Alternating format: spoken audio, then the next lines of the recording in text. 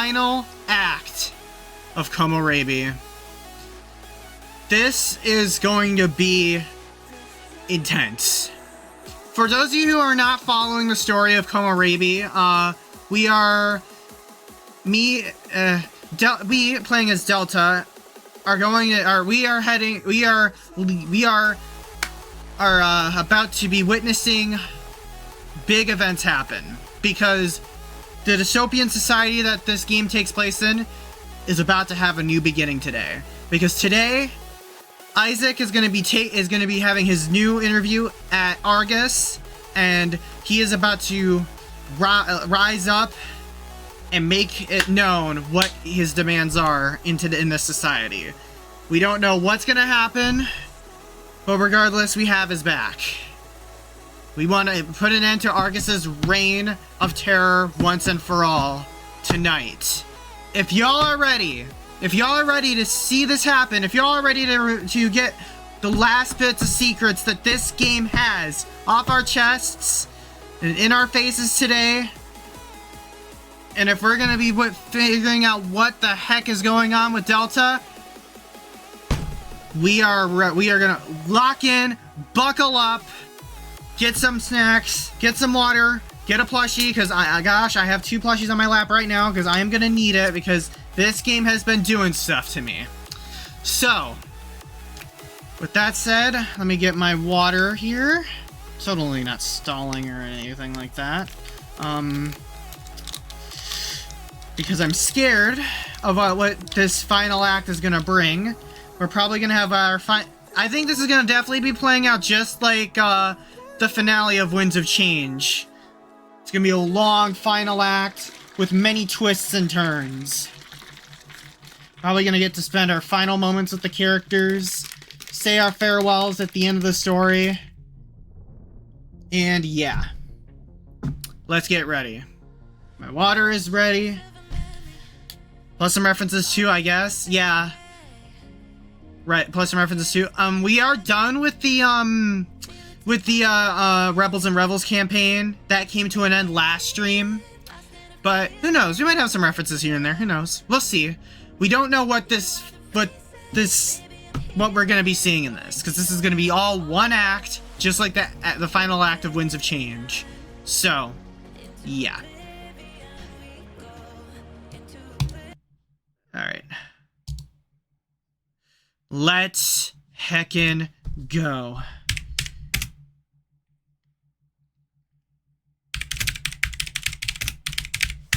Alright, chat. Let's get ready. Hello, game. Let me get the audio rolling here. There we go. Alright. Let's lock in.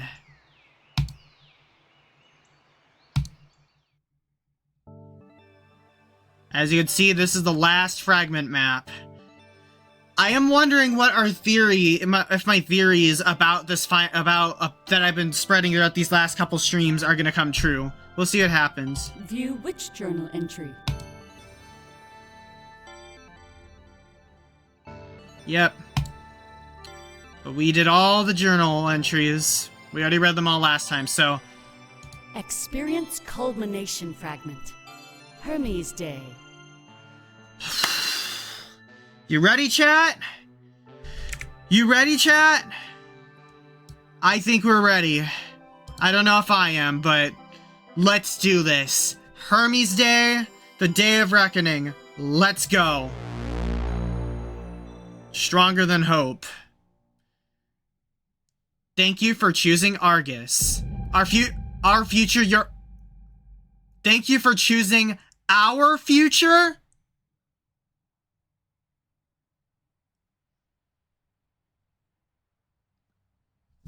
Goosebumps already. Goosebumps already. My eyes slowly open, wrought with the temptation of closing them just a little longer. They flutter, almost in a state of conflict. If I slept, I wouldn't have to leave. If I slept, I wouldn't have to face whatever came next. That was the frightening part. We had no idea what was going to happen. Isaac, faced with the with the fact that he's meant to change the world, and all of us, now his willing accomplices, opposing Argus. How could you defeat a foe that holds the world in their hands? Was it even possible to loosen the grip that they had on us? I guess I'd never find out unless I got up. I rise to my knees, yawning. I must have fallen asleep on the floor. Been there, done that. My diary rests beside me. One final entry after the stroke of midnight. One final entry greeting the arrival of Hermes' day. Light strikes through the window, with beams made more prominent by the dust in the air. Isaac must have requested that nobody clean this room for our privacy.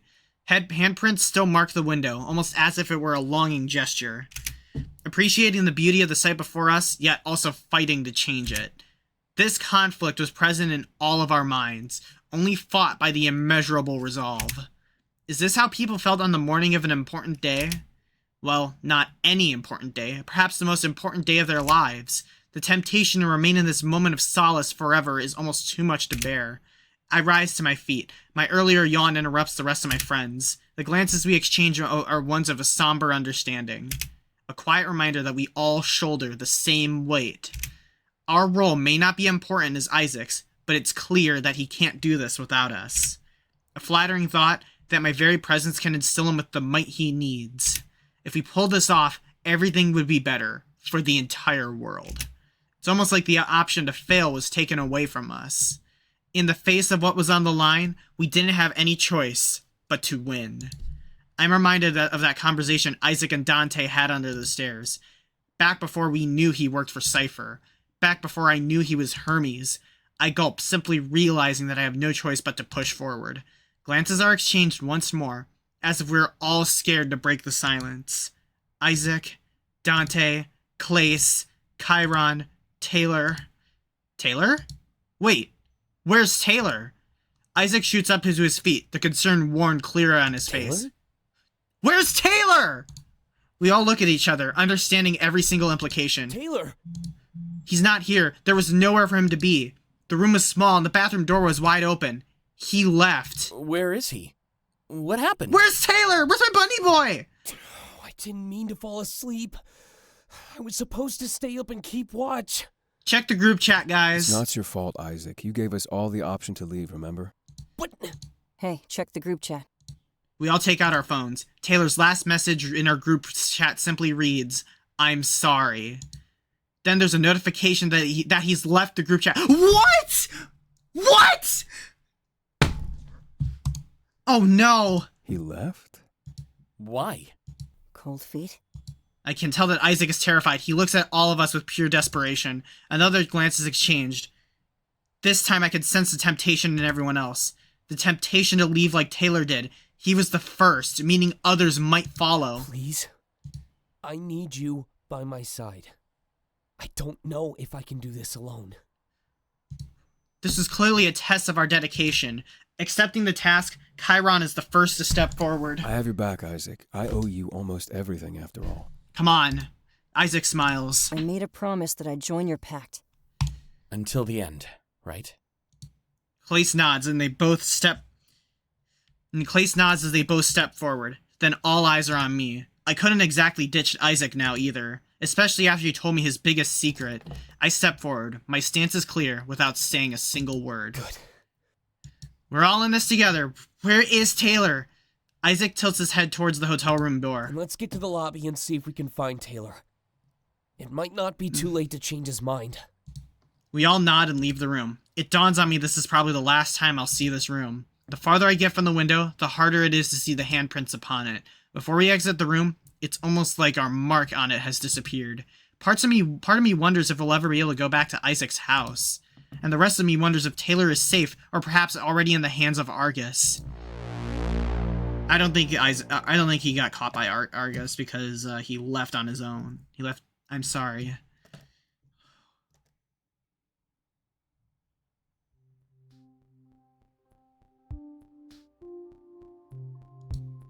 As soon as we reach the lobby, we remain close to one another. There is no point in separating now, just in case Argus got Taylor.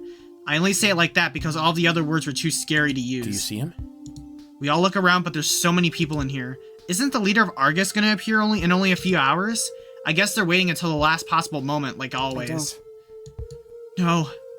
All of a sudden, blending into a crowd seemed to hurt us more than help us. We had no idea where Taylor was now that he ran off on his own.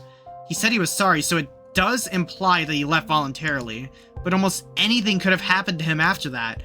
Isaac couldn't guarantee our safety if we didn't stick by his side. Taylor leaving in spite of that sure said a lot about his inner thoughts. Wait, isn't that one of his friends? Chiron tilts his head toward a small gathering of people. I recognize them. Those are the people. Those are at the little room party we had. Yeah, you're right. Hold on. I'll go talk to them. Isaac starts walking away, but then turns back around. Keep your eyes on me, okay? Now's not the time to slip up. We all nod and keep watch as he heads towards Taylor's streamer friends. Part of me can't blame him if he chose that group instead of us. They probably engaged in a lot less treason after all. No, already! Huh? My eyes are drawn away from Isaac despite his clear request. I can see that Argus agent standing in the crowd. People pass by, obscuring them for a split second at a time. I keep expecting them to disappear, but they don't. It's an Argus agent, Sparko! It's that Argus agent that's been following you. Whoever this is! Oh my god.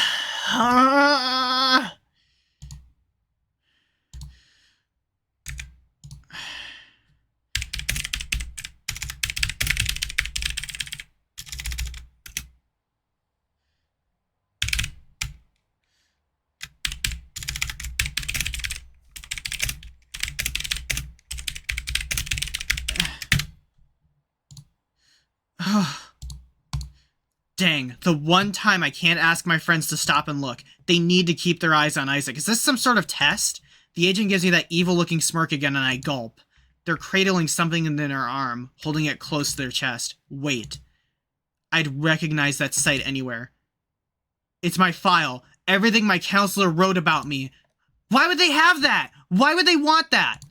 There's nothing of value in there. In fact, it's mostly lies. I never told my counselor what me and my friends were actually up Sorry to. to keep you waiting. What happened? What? They're still here! Apparently, they saw him a few hours ago.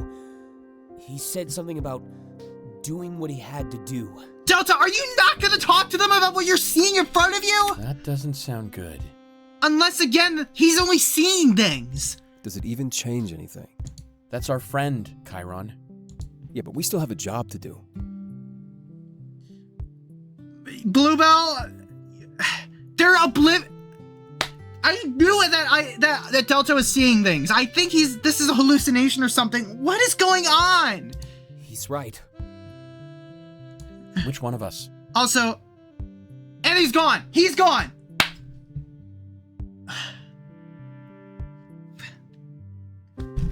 And also, Bluebell, Taylor is missing. Taylor is missing. Chiron. Dante scoffs. I hate this. The clock is ticking. We need to go, Taylor or not. Are you sure? Sure that we have no other option? Yeah. This isn't how I wanted it to play out, though. Do you want to try calling him? Maybe when we're on the road. Come on. We can't afford to waste any time. Isaac starts to walk away and we all follow in his tracks. Taylor ditched us, saying that he was doing what he had to do. The fact that he went to his other friends is pretty telling. I guess he just wanted to back out before he got in too deep. If this went wrong, it would completely destroy his career and public image. We can't really blame him for valuing the comfort of his regular life. As we head to Isaac's car, I contemplate the life I'm about to leave behind. Honestly, whether we win or lose, things would never be the same. We just need to play this smart and safe. We need to find Taylor. And what is going on with that freaking agent?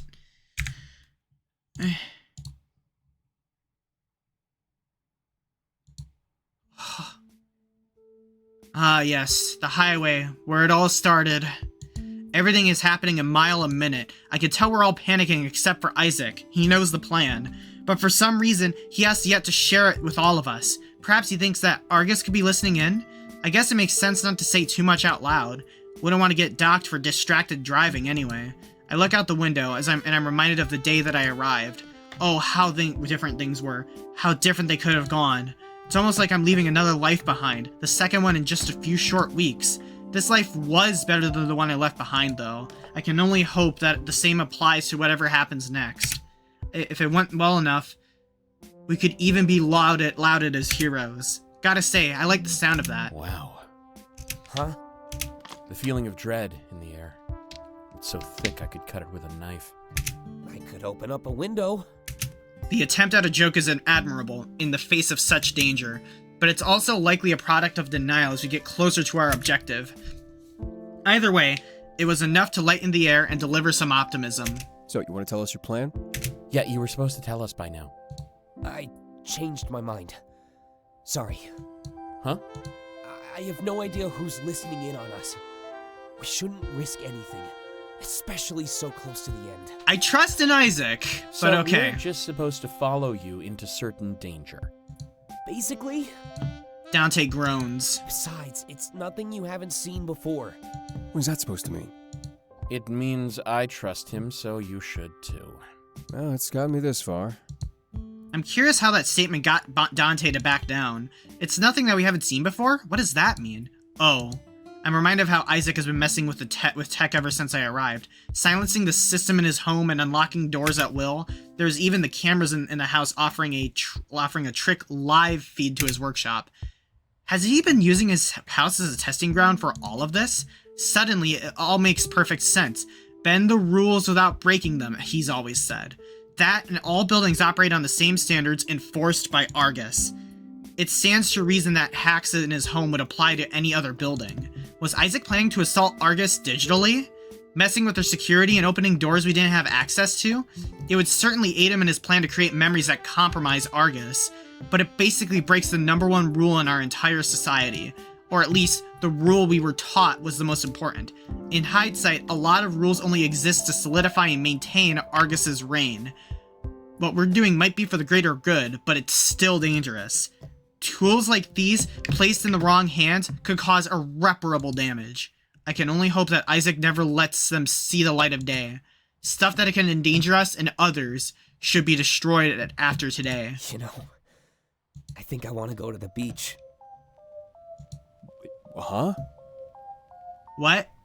This is new music. You know, after all this is over, Me too, hun. I've I never mean, really Isaac. been the one before. Or learned how to swim, for that matter. What am I saying? I'm dating I'm dating all the characters in this game. I could teach you pretty easily. There's a pool in the rec center near my library. Funny how you call it your library. Hey, I made my mark. I'm actually thinking about giving back to them one day. They basically made you who you are. I'd like to think my talent has something to do with it, but yeah. It's looking pretty run down lately. Could definitely use some aid. Kinda poetic when you think about it. Maybe they'd let Chiron stay there in exchange. Right. Yeah, I guess I do need a house. Don't you play guitar? I've been known to try. You could always come on tour with me. I'll just tell them I want to do more tracks with guitar. Wait, really? What? No fair! I want to go on tour too! Let's make it out of this first, alright? Then we'll be able to do whatever we want. There you go, Bluebell. There's your femboy Clace voice that you love. It's clear that everyone is conjuring up fantasies to cope. If we wanted to make them a reality, we'd have no choice but to succeed. Even if the fantasy seemed a little uncharacteristic, it was still something to hold on to. When this blows over, I doubt he'd be going on tour with Clace. He'd likely reunite with his colony friends and show them the city. I start to think about what I'd like to do, but then the car comes to a stop. It was a bit sudden, and then I'm jerked forward, ending my daydreams. I look out the window and see a massive, majestic building. It towers almost into the heavens. It's really beautiful, but I also know that this is Argus HQ. We're finally here. Isaac pulls into a parking spot and takes a deep breath. Here. He looks at each one of us with hesitance on his face. Are you all ready? As ready as I'll ever be. Same. That building looks so cool. I give Isaac a nod and he takes out his phone. He's lost in it for a few moments, clearly doing some preparation. Whatever he has planned, his phone definitely seemed essential. Alright. It's time to finish this. With a little smirk, we all get out of the car. Just follow my lead, okay? I have everything planned. Down to a science. Down to a science. Without another word, he starts to lead us into the building. It seems completely dead, silent. Almost nobody is around.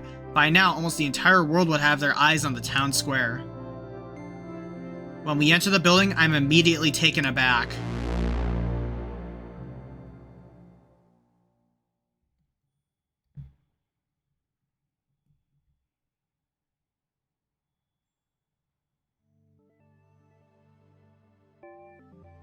Whoa!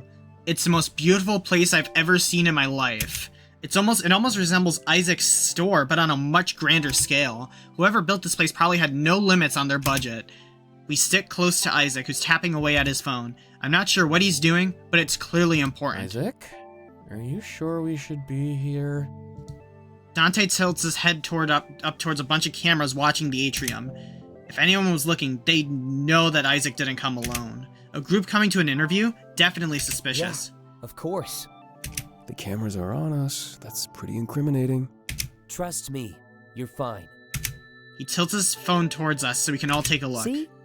I'm here all by myself. Wait, what? He's tampering with the cameras! Second interview, remember? I'm feeding them a recording of the first one. If they're watching, they have no idea you're here. Well, they definitely know you brought us in. Chiron looks over at the reception desk. Someone is behind it, typing away at a computer. Actually, that was the only person in the entire atrium. Makes sense. Everyone was probably in the town square. That or in their office, glued to their phone or TV. Nobody wanted to miss what would happen, and that worked out in our benefit. Great thinking, Isaac. Hold on. I'll take care of them. Use less ominous wording, maybe? I'll make sure they don't get in our way. That was a minimal improvement. Better than nothing, though, eh? He smirks and starts to walk towards the desk. I want to watch him, but I'm distracted for a couple moments. The atrium is so amazing. The sunroof really sells it, though. Those beams of light piercing through the trees. It's clear that this design choice was intentional. But it didn't have a deeper meaning of any sort. To me, it almost screams Argus, home of Komorebi. Definitely adds to the conspiracy theory that they were the cause of the visions. It couldn't be true, though. Right now, even the nostalgia tech is just a concept.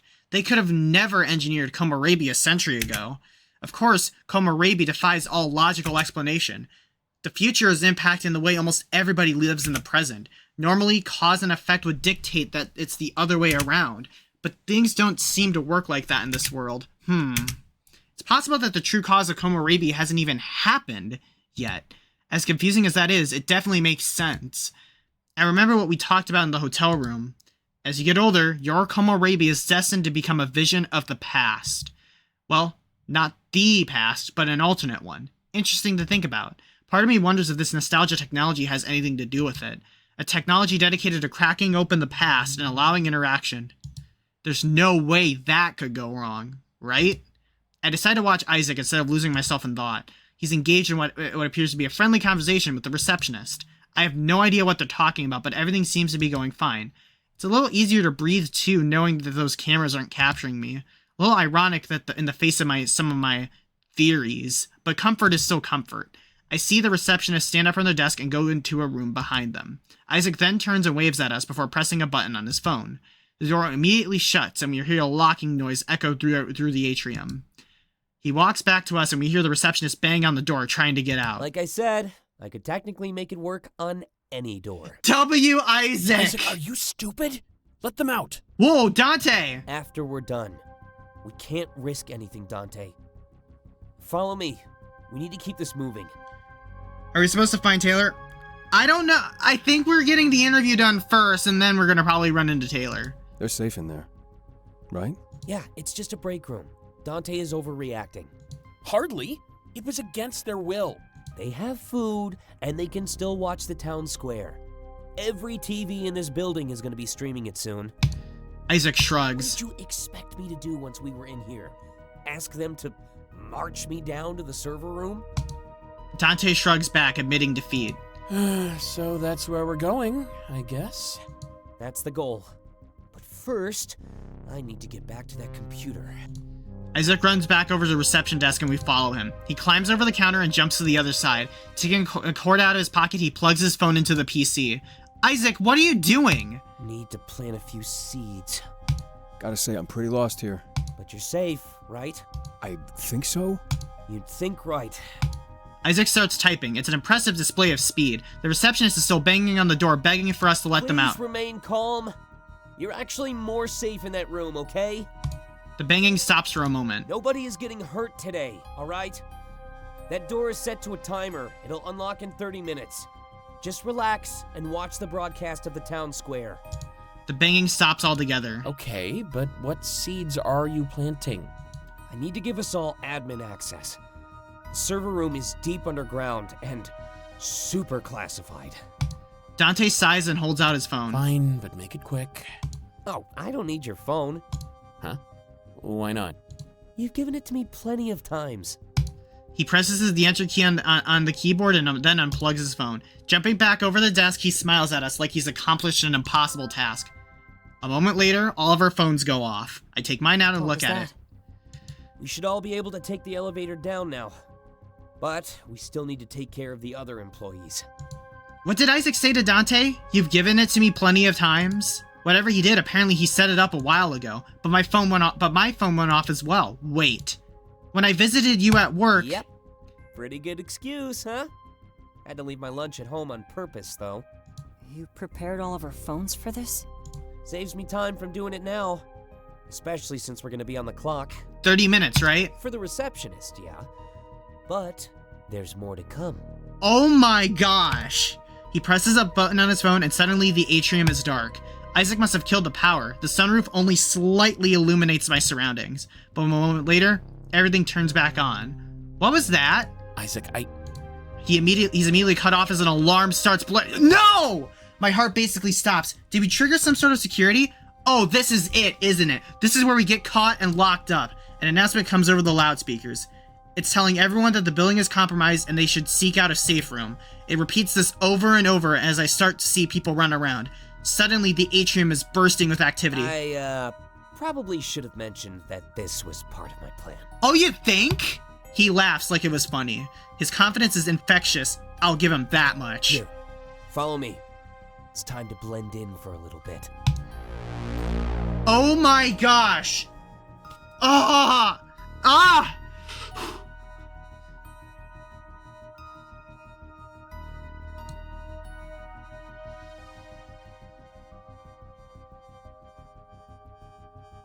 We follow Isaac deeper into the heart of Argus. Everyone around us is panicking and mentioning how Cypher is attacking, but I suppose we look unassuming since we blend in with minimal effort. Clace is acting like he is scared, or at least I think he's acting. No, this is part of Isaac's plan. I'm trusting Isaac and his plan. And either way, it helps us match the others as Dante attempts to comfort him. I regret getting him involved with all of this. Some hiatus, huh? The voice on the speakers is telling everyone to get to a designated safe room. I can see where everyone is running. A room on the left sticks out like a sore thumb. Yeah, Bluebell, what I think is going on right now is that Isaac probably had this planned to get everyone distracted because he needs a clear path in order to get to the server room. It's clearly their destination as they pile inside one by one. Their destination, but not ours. Isaac sticks out his arm, stopping us in our tracks. The few remaining people behind us rush forward and enter the room. Isaac looks back in the direction we came from. No one else is coming. That must have been all of them. For some reason, I expected more people to be in this building. Come on. Just a few more seconds. He lowers his arm, and we all look at each other. Like he said, a few seconds later, the voice on the speaker stops. The doors to the safe room shuts and locks, trapping them all inside. Perfect. Attaboy, come on! He points to the elevator at the end of the That'll hall. take us to the server room. wait, how'd you do that? You didn't even touch your phone. Oh, that wasn't me. I rewrote that code, though, and used it on the receptionist. These doors should open in 30 minutes as well. He starts walking toward the elevator and we follow him. Notice how the alarm stopped, too? I repurposed that to mod our system back at home. He presses a button on the This is elevator. stuff that keeps the employees safe in case of an intruder. It guides them to a safe room and locks them in until it's safe. And that was all the employees? Not even close. All the hallways shared the same design. Everyone just ran to the nearest haven they could find. The elevator door opens. The elevator will sense that there's 5 people inside. We'll need to scan our phones in order to go down. We all enter and scan our phones one by one. I'm really impressed with how well Isaac has thought all out. What could easily go wrong has seemed like smooth sailing so far. I say so far because I have no idea what waits for us below. In fact, I had no idea what Isaac was going to do once we were there. It doesn't matter though. I'm sure it's good and he's bound to succeed. His entire life has been centered around modding Argus tech, especially security. Opening and closing doors, locking them, triggering alarms, it was second nature to him. It makes perfect sense that his mastery and training could have all led to this, and it was his calling. Specifically his, though. I think back to what we talked about out in the hotel room. Creating memories that could harm Argus in the future while we're in their HQ. If we were ever going to come in handy, it would be down in the server room. We'd also create memories that corroborated his own. Capturing him wouldn't be good enough. They'd have to come for all of us. We could hold these memories as ransom in case we're ever in danger. He couldn't have known about all this all along, right? I only told him my theory the other day, after all. Either way, one fact becomes very clear. There's nothing more powerful than a memory. As the elevator begins its descent, I wonder what memories we're about to create.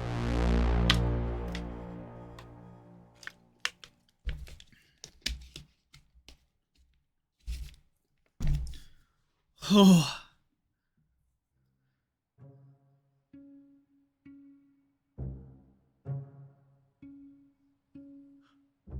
Hold up! This is the freaking room this is the room from those hallucinations that Delta was having! What? Oh no, oh no, oh no. Oh no, chat. Oh. Chat, I think my theories are about to be confirmed here. Yep, we are taking Argus, or however it's spelled. Yep, and you spelled it right.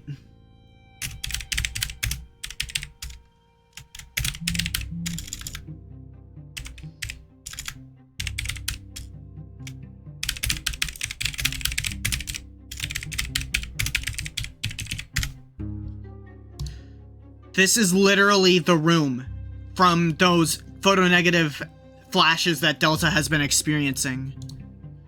We're greeted to a sight that's almost nothing like the rest of the building. The server room is almost black while everything has a pulsing blue light.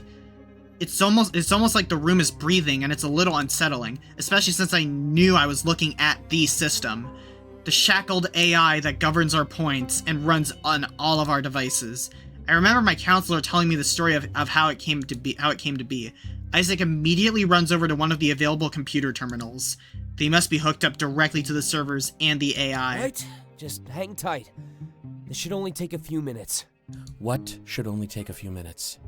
It's almost like Isaac doesn't even hear him. He immediately takes out that cord and connects his phone to the computer. Alright, then.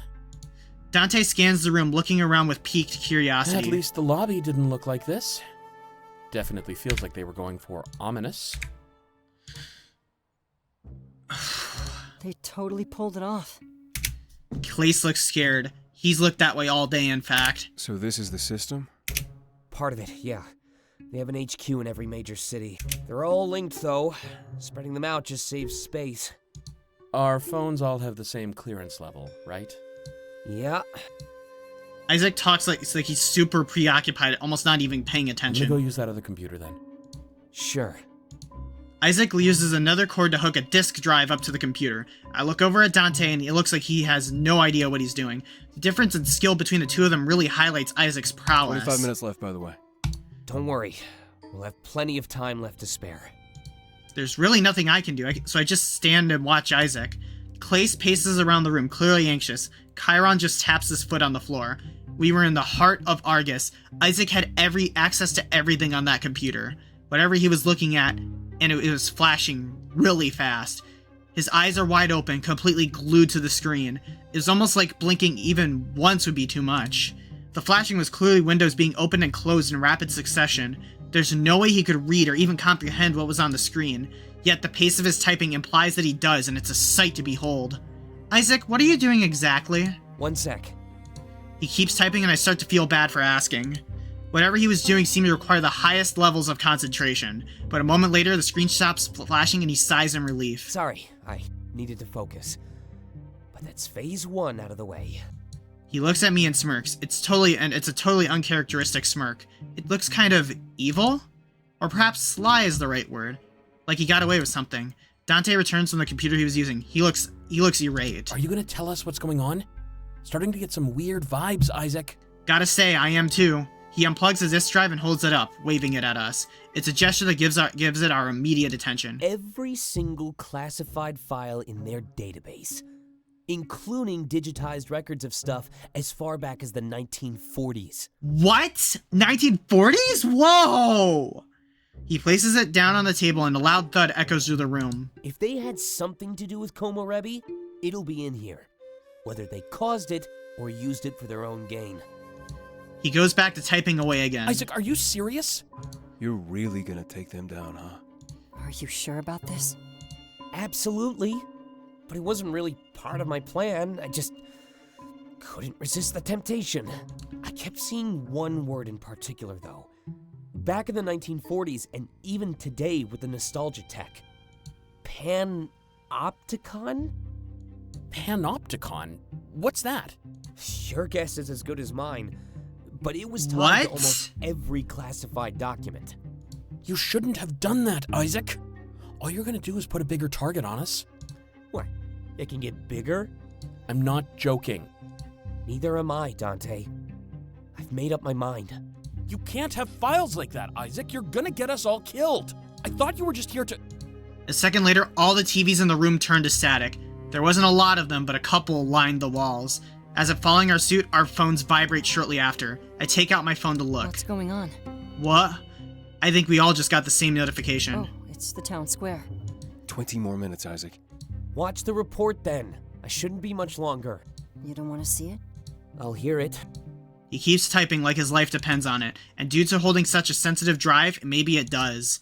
Not just for him, but perhaps all of us as well. I turn my attention towards one of the TVs on the wall. So the leader of Argus was about to appear for the first time? And not only that, but we're on the clock. Time is running out.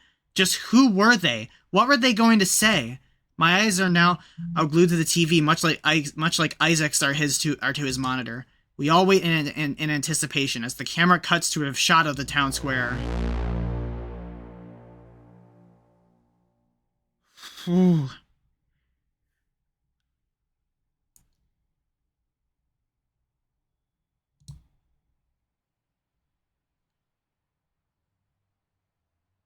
Crowd is buzzing with activity. It's almost too loud. I'm sure everybody's getting out their last-minute theories on what's going to happen. I have no idea what to expect, but I also don't think it matters. Standing here in the server room with Hermes, I knew that things would go our way. And because of that, I'm certain that all of those zeros would be getting their phones.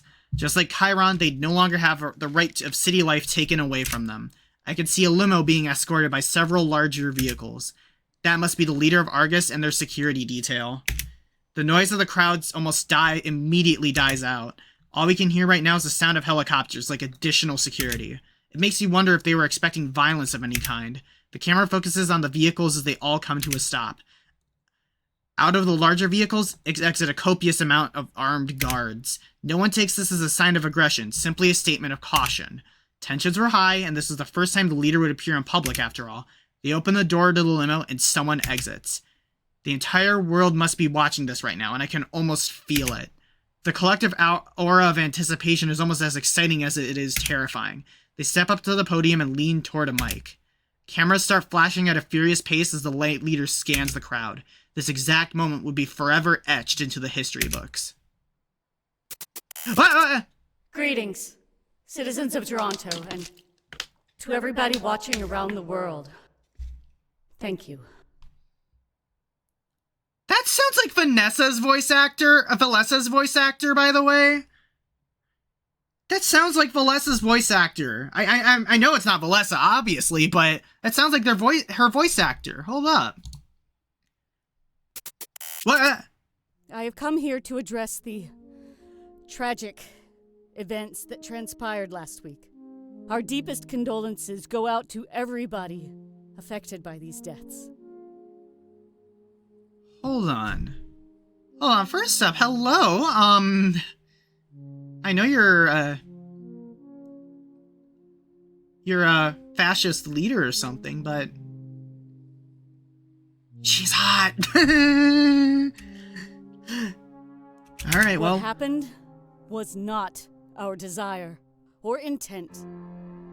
It was completely avoidable and entirely my fault. Hold up! She's taking accountability?! So they are going to take responsibility. Loyalty through fear is not how any authority should be held. When I inherited this company, I intended to earn your respect. We should work together in pursuit of the greater good. This is the goal that I both strove for and failed to achieve. She gulps as if she's choosing her next words very carefully. I stand here, bearing the weight of your derision, but it is a weight that I carry alone. Loyalty through fear creates the byproduct of inaction. It is this very same inaction that caused a grievous loss of life. It was clear that many of you were too scared to help out. This fear of Argus actually compounded with our own stance on the Zeros.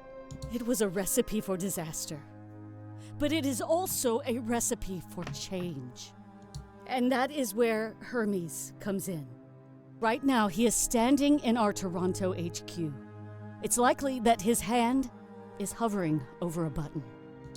Well, I guess everyone in the room knows that Isaac is Hermes now. But it's almost like they're too engrossed in the speech to care or even react. This button will introduce chaos into the order that Argus maintains.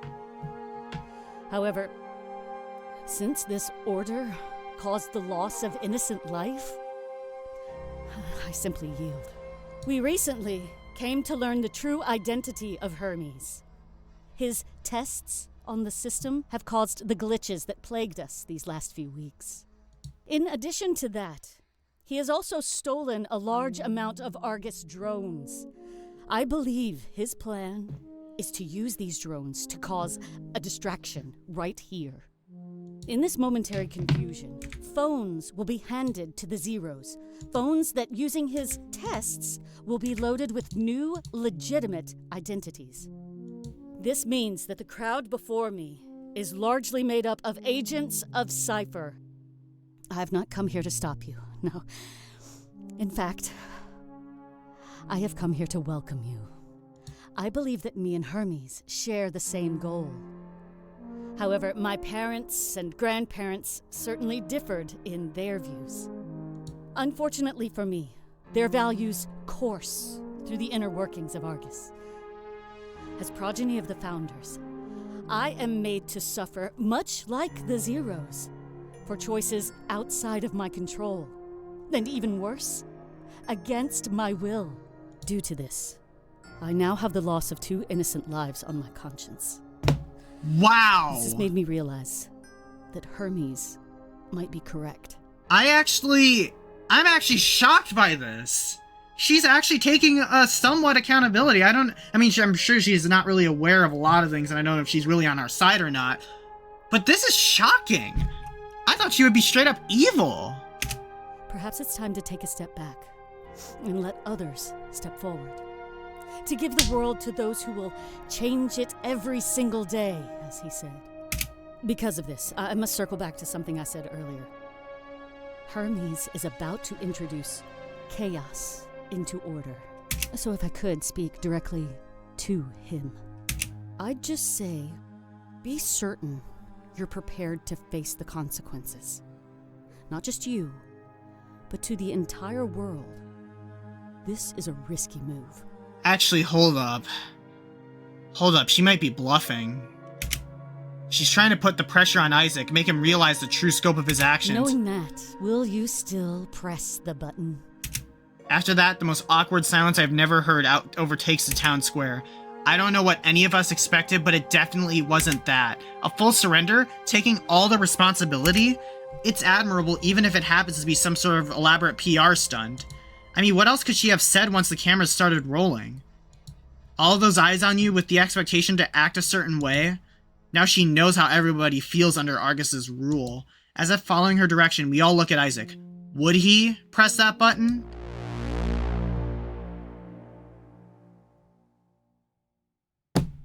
All right, Isaac, the ball's in your hands now.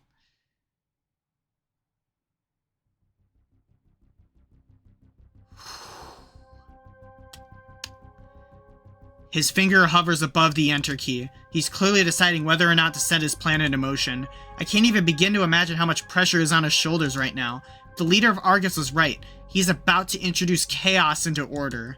His intended outcome was good, but is that how it would play out? Until he followed through, I guess he'd have no idea. And that must be the terrifying part. I look at my friends and they all seem locked in fear and anticipation. Especially with Clace, who looks particularly shocked. Isaac lets out a deep sigh and closes his eyes.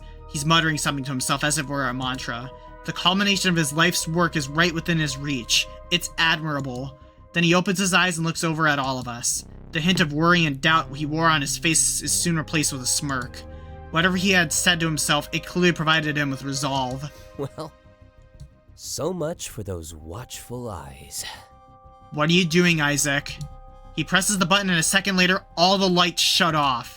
Even the pulsing lights on the servers turn off. It's as if they're dead. I'm immediately concerned for Taylor's well-being, but remember, he's not here. Isaac? Yeah? What are you doing?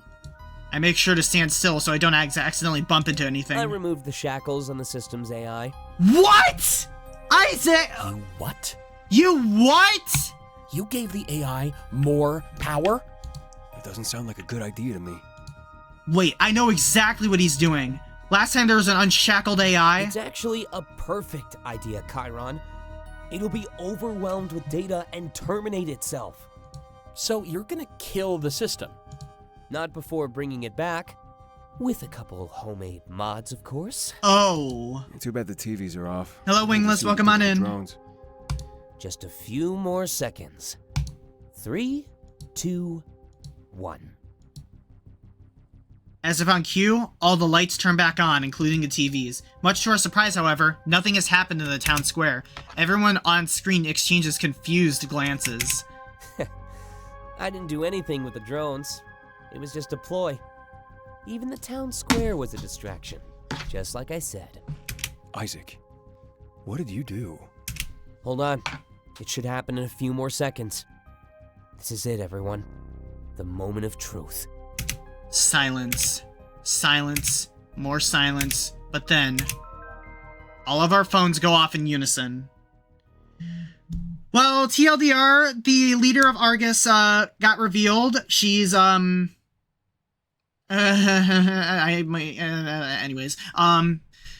she actually took accountability, which was surprising, because she actually felt bad for the deaths that happened in the town square. Taylor is missing, by the way. We don't know where he is. We had another encounter with that weird Argus agent in the hotel before we left. And now we're here. We broke into Argus's HQ, and Isaac hijacked the system. Yes! It worked! We all take out our phones. There's a notification on mine that says, "Welcome to the system, Delta." It's the same notification I got when I signed up as a teenager. But this time, there's some sort of file attached to the notification. Wait, what is this? It's the blueprint I used to get you into the system. Why do we need this? It's not just you. He tilts his head toward the TV. Everybody in the town square is looking down at their phones. Isaac smirks. It's that semi-evil smirk again. Anybody with a phone can now help out a Zero, just like I did. And because of their monopoly, that's, well... Everybody. I'm a little shocked, actually. Isaac was operating on a global scale this entire time? I assume most of you have a spare phone or two?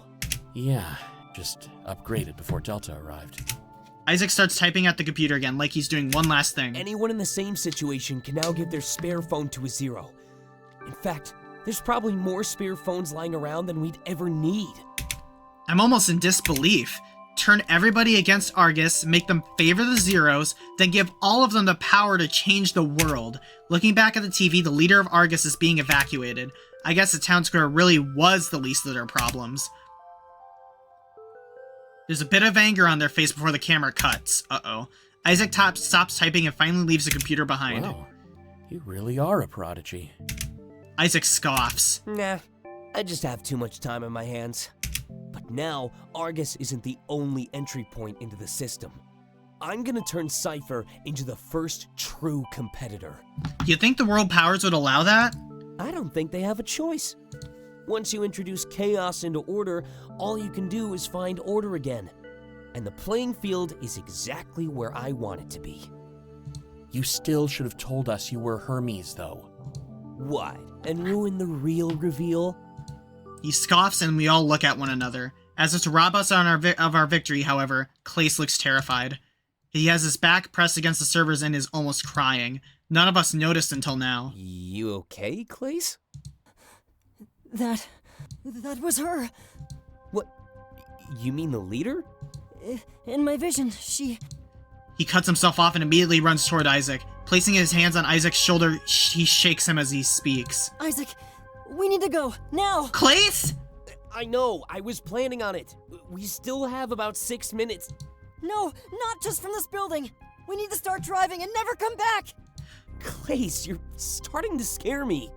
I need you to listen to me for once, Whoa! Isaac! We need to go, right now! Whoa, Clace! He runs towards the elevator and presses the button on it. We were all leaving anyway, so we really have no choice. But I've never seen him act this way before. Did he recognize the leader of Argus? All of a sudden, I'm reminded of his diary. That figure with the long hair. Was that her? The elevator opens, we all gather up inside. Isaac places his hand on Clace's shoulders and looks him in the eye. Clace, everything will be okay. I'll get in the car and drive, all right?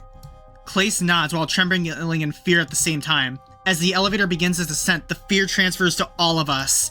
I'm starting to piece it together in my mind, but one fact is clear. This might not end as well as we thought, at least for us. Oh, fudge.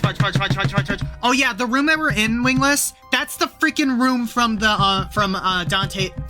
Delta's hallucinations.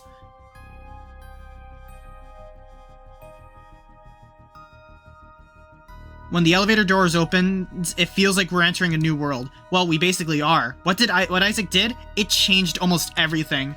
The world would be helping Zeros en masse, not just Toronto. I remember them theorizing about this in the group chat. The government would have to step in and regulate the system. Argus didn't own it anymore, like they had for decades and decades. It belonged to the world now. New companies, new competitors, new innovations. I think the next few decades would bring dramatic technological advancement. If we live to see it, that is. Clace still looks terrified as we exit the elevator. I can only assume that his vision involved some sort of tragedy. Not only that, but the tragedy involved the leader of Argus. The elevator door closes behind Clace? us. Yeah? Wanna tell me what's going on? It's just... that's the first time I've ever seen her. It's the first time anyone has seen her, Clace. No, that's not what I meant. His shout echoes through the hallway. I've never seen him quite so bothered before. Hey, Isaac, What? The tension in the air is thick. this isn't the right floor, is it? We all look around the room and realize that he's right. Our concern for Clace must have overtaken anything else. Isaac immediately turns around and starts mashing the elevator button. It appears that we're several floors higher than we needed to be. What happened? Chiron looks down at his phone. 4 minutes, Isaac. I'm trying! If time runs out, the lobby will be full of security guards. The leader gave away our location and... I said I'm trying! He's mashing the button, but nothing is happening. The elevator might be coming, but it must be far away. What about the stairs? Not enough time. We're too high up. Come on. What else are we supposed to do? Ah! Just wait, it's coming! 3 more...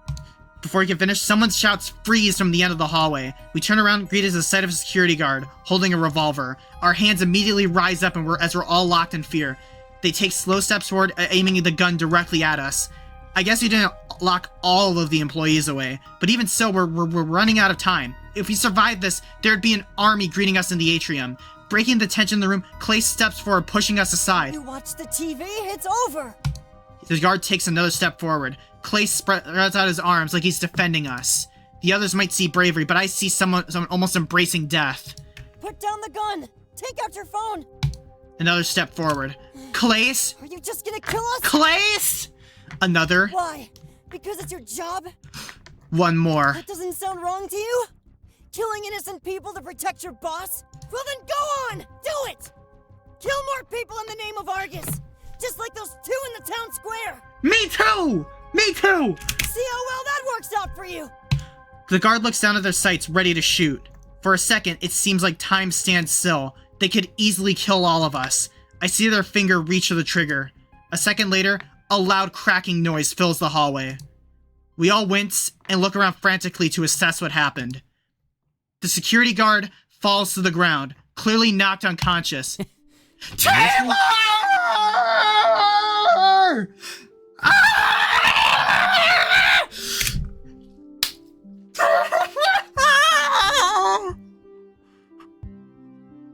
Taylor, you hero! Taylor stands there tapping a baseball bat against his shoulder. It's cracked. He definitely held back on the guard. We all run toward him and greet him with hugs and cheers.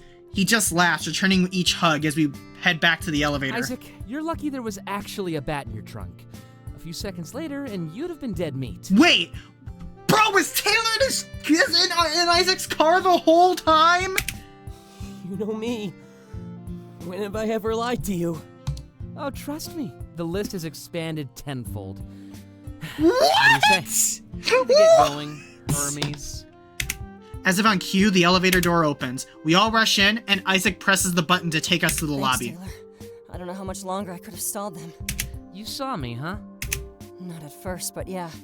I really thought they'd shoot me. I hate to say it, but we can't celebrate just yet.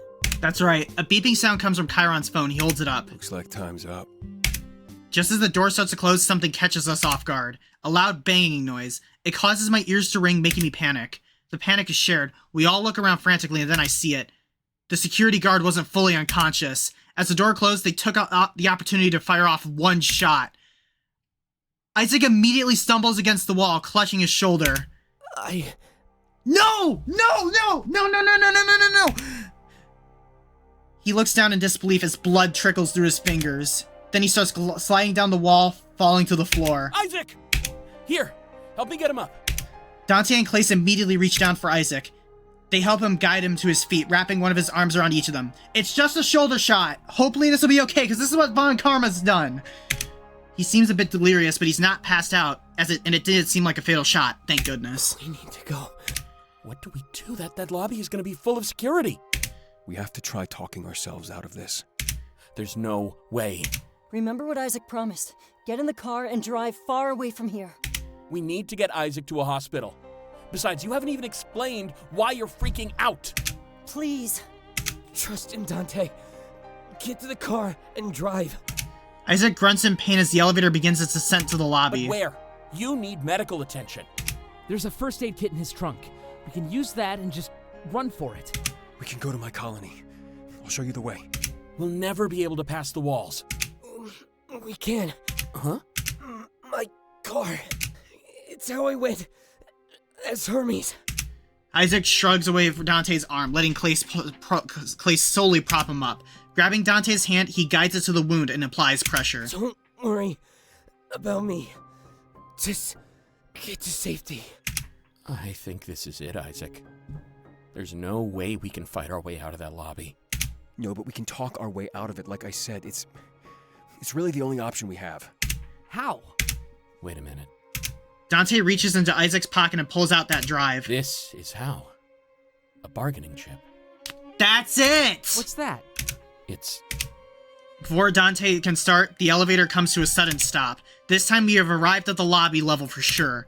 Whatever greeted us, it seemed like the odds were not in our favor. Talking our way out of this, get Isaac patched up, and escape to Chiron's colony. How does that saying go again? Oh, right. Out of the frying pan.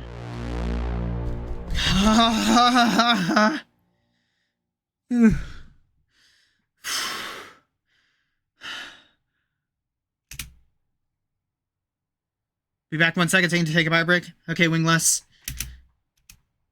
As soon as the door opens, we make our way out to the lobby. However, the sight we're greeted to is far from pleasant. In fact, it makes me feel the exact opposite of how I felt that when I was here before. At first, I was stunned by the beauty, that potential grace and a majesty of Argus. But now all I see is Argus flaunting their strength against people simply fighting for their ideals. Dozens of armed guards line the lobby, holding up rifles at us as we exit the elevator. They tell us to raise our hands, so we comply. Compliance through fear? That's just what the leader of Argus wanted to avoid. Yet, here we stand, our lives in the hands of those that we came to directly oppose. I look at Clace, who continues to hold up Isaac. It's clear the wound wasn't fatal, and he'd be just fine with some treatment. All we had to do was talk ourselves out of this. It seemed like Dante was up to bat. I'm going to take a few steps forward. Please don't be alarmed. Dante is trembling in fear as he takes those few steps. The light shining down from the sunroof strikes the drive in his hands. It almost exaggerates it, subtly grabbing the attention of the guards. We anticipated a greeting like this, so please, hear me out before you make a decision. It's your time to shine, Dante. Come on. He gulps, the lasers from the gun solely focus solely upon him. From the sky, we can hear a chopper. It looks to be one from one of the news stations. They have a camera pointed down through the sunroof, filming the entire ordeal. Remember, Bluebell, this might be live. People might be watching. The citizens are watching. That must mean we're being broadcast live around the world. Now, everybody would know who we are. That's terrifying. Dante seems to realize he can use this against the guards. You see what I'm holding in my hand? This is a drive full of Argus's most classified documents. The guards immediately change their stance, like they're ready to fire. Wait! If you kill us, you can retrieve the drive, sure. But this isn't the only copy, so listen close. Ooh. We sent copies of these files to several cipher computers. If any of us die, our team has the approval to leak them. Clearly a bluff, but the guards lower their stance. So if you shoot, every secret you tried to cover up will come to light. And not only that, but you'll murder us in front of the entire world. Dante tilts his head up, reminding them of the helicopter's presence. A world that you already know has turned against Argus. How do you think they'll greet you when you go back outside? I look behind the guards and notice a large gathering in front of the building. The people must have rushed here after the leader fled the town square. And to make it even better, I can hear them cheering on Hermes. Put down your guns and let us leave. I've seen some of these files. It's not worth it. Dante takes another step forward. Whatever you think you're doing, whoever you think you're serving, it's not right. Didn't you hear what your leader said? You can't hold authority through fear. Another step forward. Although, your job is to enforce Argus's rule. Are you scared of losing points? Is that it? Insubordination. Always looking to pass the dirty work down a few levels. Well, if it's points you're after, go ahead and shoot. But just know that everybody is watching. It won't matter what your score is anymore. We can all hold each other accountable now. Argus isn't the only path forward. It never was. We've given power to the people. You can either be with us or against us. He holds out the drive. So I'll ask you again. Please, lower your weapons. Don't cling to the remnants of her power. Because Argus will be held accountable for everything they've done. And your actions will decide whether you go down with them or rise with us. His final words echo through the atrium. Wow, talk about a rousing speech. That was a great speech, Dante. Holy crap. He always did have a way with words, though. I could sense the hesitation in the guards, the sheer apprehension. They're just waiting to see who acts first. The rest would probably follow suit. Dante. Don't worry, I got this. He turns his attention back towards the guards. Don't make me ask again. We can go outside and greet the new world as allies.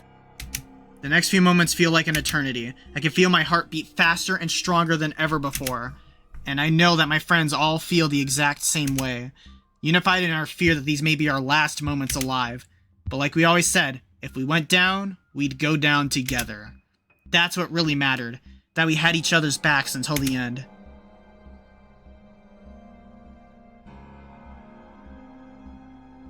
Huh? Huh? But then, one guard lowers their weapon, then another, and another. Soon enough, our hostile greeting has reached its end. The guards move aside, giving us the freedom to exit the building. W. Dante! You did it! I'm a bit surprised myself. Clace and Isaac step forward. Let's get to the car. We've got to go to that colony. Right. We start taking slow, cautious steps towards the exit. The crowd outside is still cheering out Hermes' name. A lot of them must be zeros from the town square. I think you have a bit of a welcoming party, Isaac. Isaac simply smirks as we leave the building. The crowd goes silent upon seeing our group. It's almost eerie. I know that most of those people are zeros and agents of Cypher. Isaac waves at them as if to signal that he's Hermes. They are seeing their leader and champion for the first time after all. The rigorous cheering is now met with happy smiles and knowing nods. I'm reminded of the night we left the club and Dante dropped that booze. Everyone stayed far away from us, scared to approach and interact with the Zero. But now, they're all together, in unity. It's almost impossible to tell who belongs to what group. Well, I guess there weren't groups anymore. That was the point of all this. The crowd moves aside, giving us a clear path to Isaac's car. At least, it appeared to be a clear path. Standing there, staring right at me, is that child. Aww. They smile at me and I do the same in return, just like before. It's almost like they knew I was special right from the beginning. Despite the circumstances, I don't see any hint of grief on their face. They stand, surrounded by city folk and zeros, in the new world that their parents fought for. A new world that, even though it may be hard to believe, was created by us. Our victory ensured that the deaths of their parents weren't in vain, and I could see from the look on their face that they understand this. An understanding conveyed without words, just like our entire bond thus far. The child realizes they were staring and shakes their head with embarrassment. They run off to the side, fully opening the path to the car. We can't waste any more time, so we start to rush inside. Taylor opens the truck and puts the trunk and puts the bat back inside. Then I can see him retrieve a first aid kit and a bottle of booze. Dante gets in the driver's seat and Chiron the passenger seat. A moment later, we're off. Myself, Taylor, and Clace are left to patch up Isaac up in the back.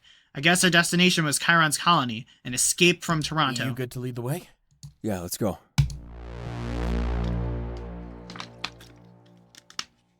Holy crap.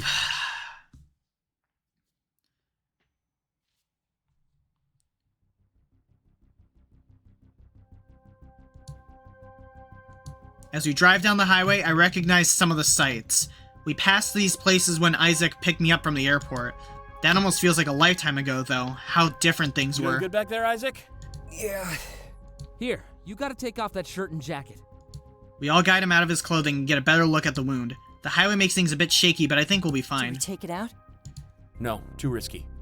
We'll have to patch him up and leave it inside. Risky how? We could do more damage and infect it.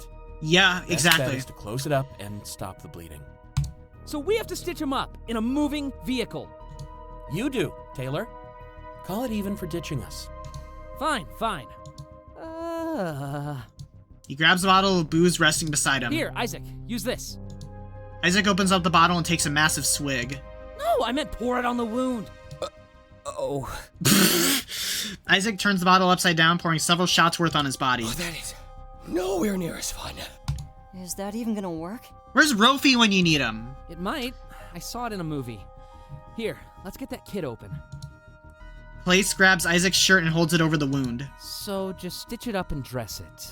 Should be easy enough. You might want to look away. Isaac taps my arm and holds up his hand. I grab it and squeeze tight. This was definitely going to hurt. Clace, talk to me. Huh? Oh, good idea. Keep his mind occupied. You gotta tell us why we're doing this, man. Isaac told us to trust you, but why? The grip on my hand tightens as Taylor starts to stitch him up. I try not to look. It wouldn't be a pretty sight after all. It was the leader of Argus. I recognized her. You're from where? Your vision, right? Yeah. The one you took all the music from? Well, that was just a benefit. What actually happens in my vision is, well, I'm backstage, alone. And this woman comes up to me and, well, he grabs his scarf and tugs on it, tightening slightly around his neck. That simple, almost comical gesture was enough for us to get the idea. You mean... Yeah, By the leader of Argus? it looks that way. Isaac, you have got to destroy that drive. If you don't, she'll come after us. But Isaac, seriously! Can you please stop bickering over there? I'm only performing surgery right now. That seems to be enough for Dante to stop.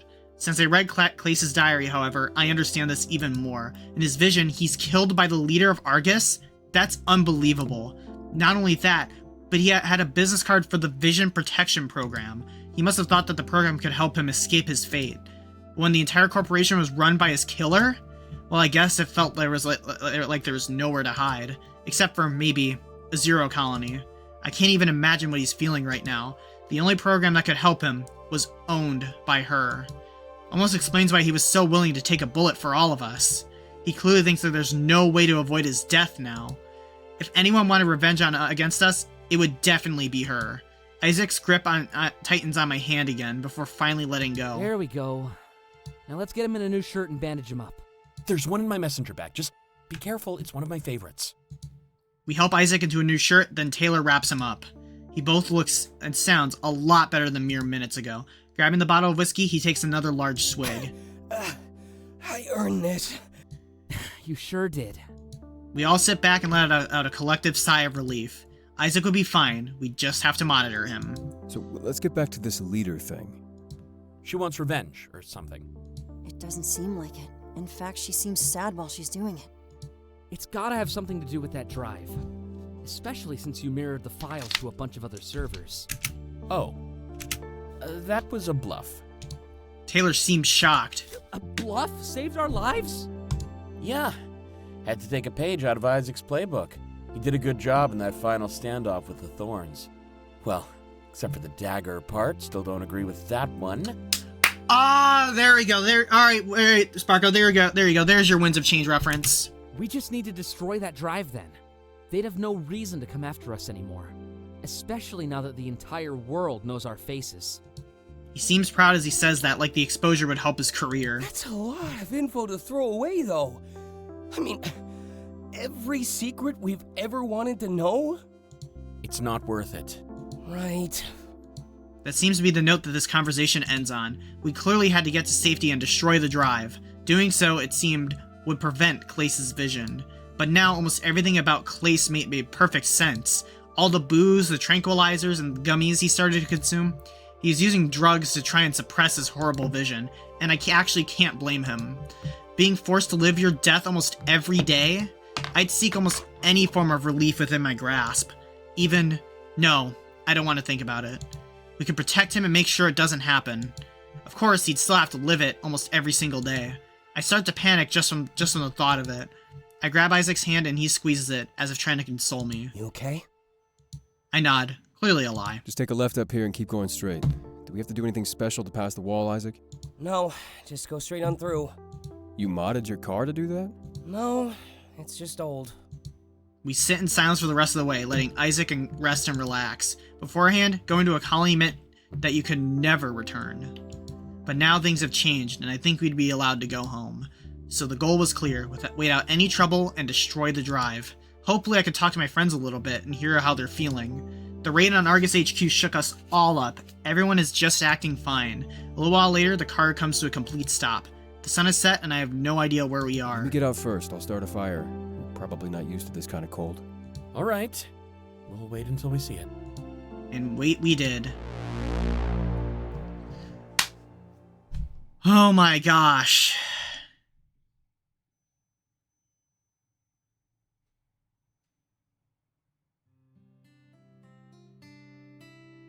Oh. As we exit the car, we take a collective breath of fresh air. For some reason, it's the freshest air I've ever experienced in my life. As we start talking, the fire and warmth is our immediate destination.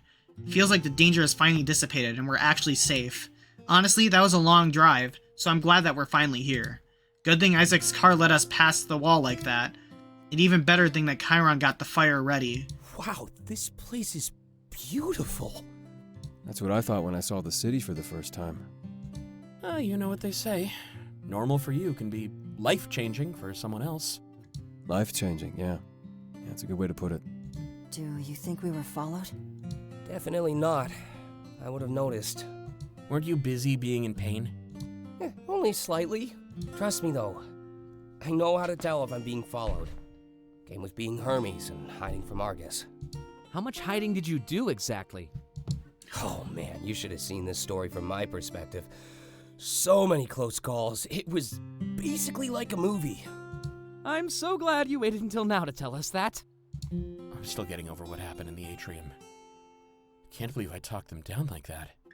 It's just like I told you, Dante. You could change the world with your words. And by saving me, I think you might have done just that. I was terrified, but I knew I could trust you. Thanks, man. And, Taylor, we need to talk. What did I do now? I told you that you'd be thankful for this car one day. Might not hurt to have a little more faith next time. He starts to laugh but quickly winces in pain. Funny. But save the wisecracks for later. You gotta rest up and get better. Isaac groans in pain. Oh, fine. What should we do next, then? I wouldn't mind taking a look around. I've always wondered what the colonies were like. Go for it. Taylor nods and starts looking around. The rest of us stick by Chiron, who continues to tend to the fire. Gotta say, he definitely knew what he was doing. The warmth is appreciated. We all sit down and finding solace in peace of where we are. Isaac, we've got to talk about that drive. I know. We need to destroy it. Otherwise, we'll all be in danger. Yeah, that's part of why I got this fire ready. You want me to burn it? That's the idea. You heard Clace's vision, Isaac. Right now, he's not in harm's way. We won. Yeah, that's true.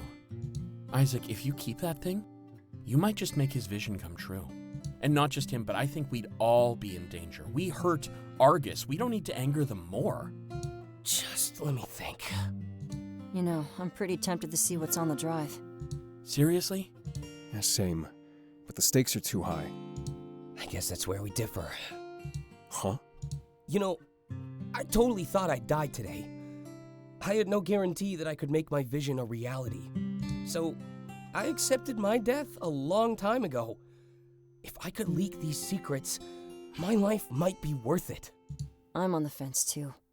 Isn't it enough to destroy Argus's monopoly? Look at how bright the future is right now. Those secrets could just cause more chaos. You have no idea what you'd be unleashing.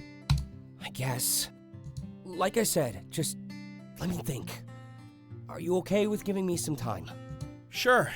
Not like we've got anywhere else to go. As soon as Dante finishes speaking, we all stand up except for Isaac. I guess we had some time to waste while Isaac made up his mind. But I know that he'd make the right choice, so I'm not too worried. My eyes are directed toward Taylor, who's walking around some nearby trees. As much as I want to check out the cabin, I feel the need to talk to him. I'm so confused by what happened and what went through his mind. Why ditch us only to return and save the day? With that question in mind, I slowly approach him.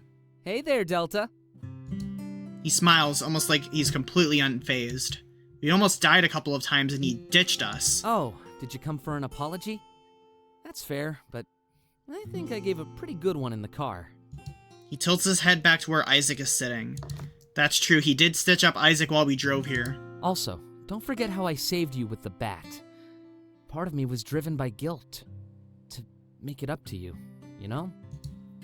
I nod. I guess I'm just curious if you accept my apology. I was kind of selfish and stupid. But it felt right. I was torn between two worlds. Do I join Cypher and potentially die? Or do I sit back and continue my life as a streamer? In the moment, it felt like my choice was obvious. But guilt usually waits until after we do the stupid thing. That's really all I have to say, though. It was stupid. Stupid enough that I won't blame you if you hate me. But part of me wants to think I made it up to you. Taylor, you know I could never stay mad at you. And I promise never to take advantage of that. Thanks for working with me here. I was kind of worried. He smiles. Just know that I promise to never do it again. I was actually scared that I made my vision come to pass. Argus could take me in, lock me up, and leave me in the dark. Welcome back, Wingless. I mean, I guess they still could, given what we did. But the entire world saw our faces, so it'd be difficult. Correct me if I'm wrong, but I think we're celebrities now.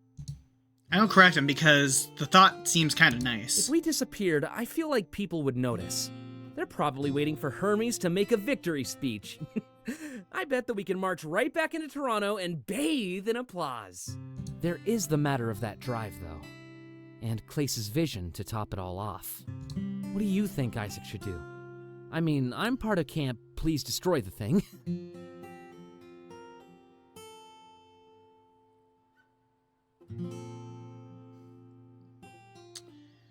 Oh, I don't even know. I don't even know.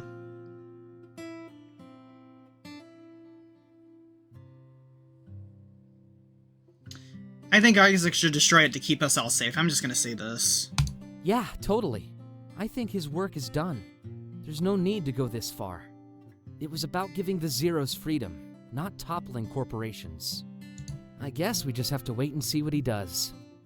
It's definitely a weight on my shoulders, though. Not really a fan of carrying other people's burdens. But for Isaac and all of you, I do almost anything. I don't know why, but I feel so drawn toward all of you. Maybe we really can stick to that pact we made. Taylor holds out his hand. Till the end? Until the end.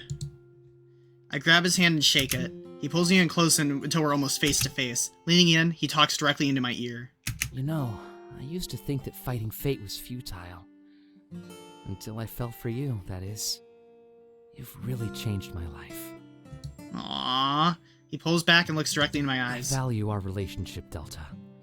And I'd like to continue seeing each other. After all this stuff blows over, I can imagine no shortage of fun. I nod. It was my choice to pursue things with him after all. Yeah, let's continue seeing each other. Perfect. He places one hand on my face and leans in for a kiss. I press my lips against his and let some of my stress melt away. Feels like this was the moment we sealed the deal. We're together now. Me and Taylor. He pulls back from the kiss, blushing at me. I wish we could do that forever. You're something special, Delta. You really are. Can't believe you ended up with all of us either. Really excited for whatever tomorrow brings. One big family. Just like I said. Remember? Can't wait to have you on my stream sometime. Something tells me that business will be booming. The world is definitely waiting to see our faces again. Oh, and Isaac too. I could have an exclusive interview with Hermes. We can even use my following to spread his message. Trying to flip this around and help out his career? How very Taylor of him. But I can tell if he's fine, if he's already excited about going back home. I think it'd be better to chat with the others. They seem more shaken up. Go on. I won't be offended if you leave. Speaking of Isaac, though, I just saw him go into that cabin. If you talk to him, see if he'd be down to guest on my stream. Isn't that Taylor's job? Either way, I nod and leave Taylor to his own devices. I definitely needed to have a chat with Isaac. How is he feeling right now? Taylor said he went into the cabins, so I follow suit. I wonder how it feels knowing you changed the world forever. Experience Taylor's final heart-to-heart. Aw, I love Taylor so much.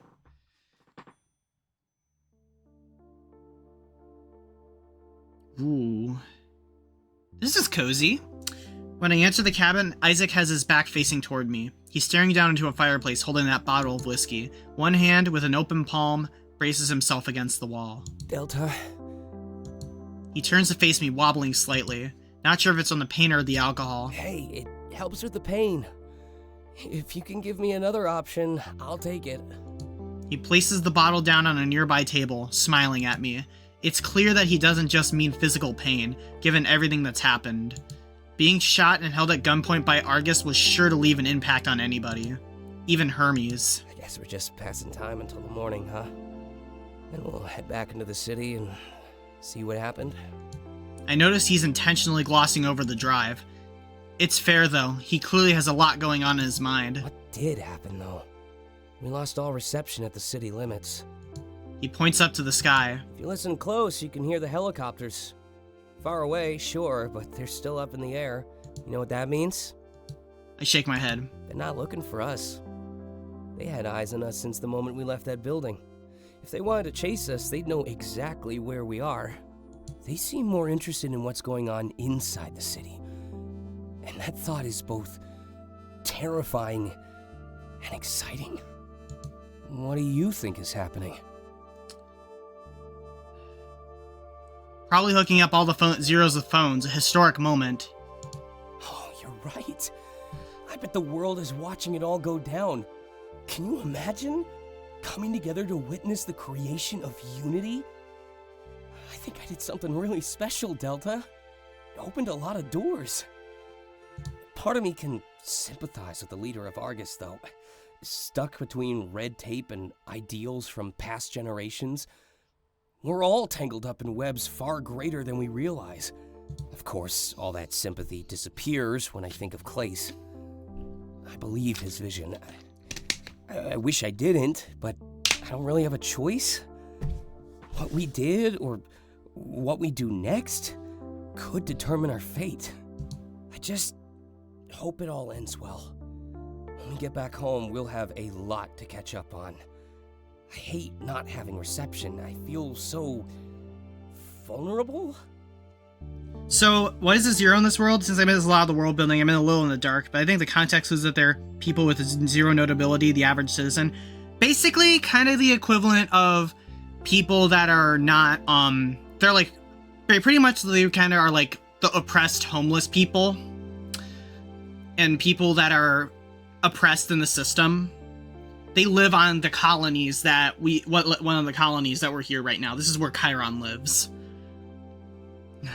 Or lived until now, until we let him into our group. Makes sense to me. Well, nothing wrong with being vulnerable. Thanks for coming to see me, by the way. Anything you wanted to talk about? I mean, we just went through a lot. You holding up all right?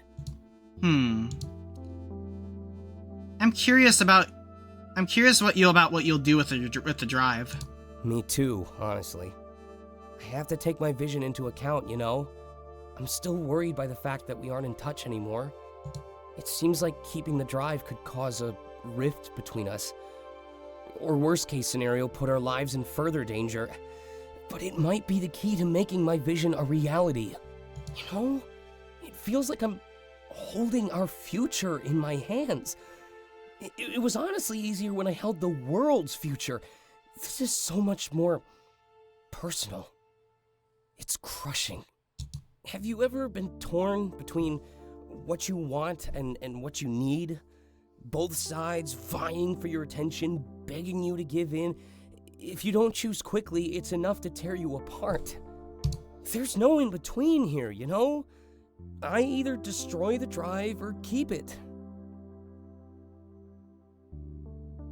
So we get Taylor. I got Taylor now. Clay seems like you're like making stories about people who could see the future. Yeah, that's kind of the case for Winds of Change. You'll understand when we get to that, when you play that game.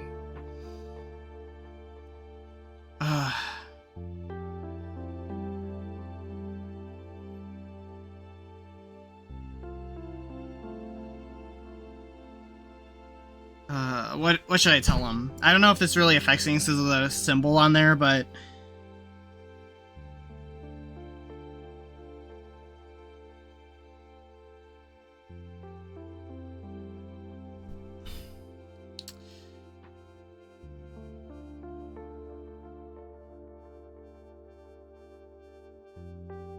I'm just gonna say this. I think you've done enough. It's up to the others now. Maybe you're right. And thanks for not being offended, alright? I mean, there's a few unpleasant implications here. That's true. He's considering a course of action that puts us in more danger. But if I knew anything about Isaac, I knew that he'd keep us all safe. Our bond is more valuable than his cause. At least it is now. Part of me feels like I'm responsible for that. Throughout this journey, everyone made it clear how much I've inspired them. I even feel like I've brought us together, become a common link that was lacking before. It's a lot to take in, Delta. It really is. Sometimes I wonder if I'm just destined to be alone. Even if I destroy the drive, I can't guarantee that you won't resent me. I dragged all of you into danger. I lied. I cheated the system. But I did it all in the name of your safety and a better future.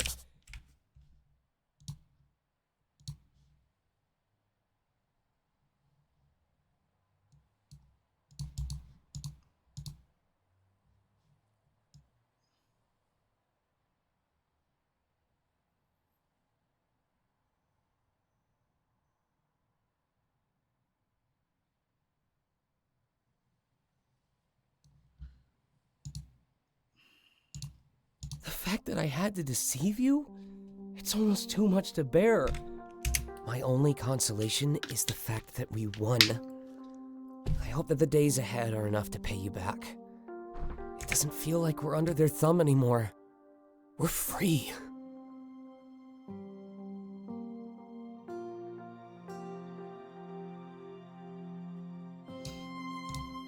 I mean, just look around. We're on a colony, Delta. And we can go back to Toronto, too. We might be the first people in the world with that right. Just like Chiron was the first zero to bridge the gap. Real trendsetters. Feels pretty good, huh? He sighs. The first in all of history. But someone had to do it, right? Argus was running on borrowed time. Almost literally. I nod and decide to shift the topic back to Chiron. Did Chiron ever ask you about his parents? No. Why? Did he want to? Yeah, he wanted to know why they defected, who they were. Fair enough. I'd be curious too. But he never asked me, which is a little odd. He eyes the bottle of whiskey, but decides not to take more. You wanna know something weird? When we met Chiron on the street, I recognized him. Wait, you met him before? No, not really. He just looked eerily familiar. Like the spitting image of someone my dad used to work with. I looked into it, and sure enough, it checked out. He defected with his wife, but that's where the info stops. I'm pretty sure they conceived Chiron on the colony. Or whatever they used to call him back when he lived there. I just know that Chiron was his father's name. And so, I decided to pass it down to his son. That's amazing. Is it? It doesn't really change anything. As far as I'm concerned, it's just coincidence. Simple serendipity, right? Exactly. But I can't stop myself from connecting dots. I mean, they defected. Like they were running away. A little while after, Ugh. my dad was killed in that invasion. Were they working against Argus like we are? It's fun to think about, isn't it? Their kids finishing the job. That's I'm sure it's just cool. my imagination seeing things in the dark. After all, we're the ones who create the constellations. At the end of the day, they're just stars. We find things where we want to. I guess it was true. This fact doesn't really change anything. We would have ended up helping whichever zero we came across that day. It's almost like that exact moment tied them to us for the long haul. I do find it a bit interesting, though. Isaac implied that Argus might have killed his father. I disregard it, but Clace's vision means assassination might be in their repertoire.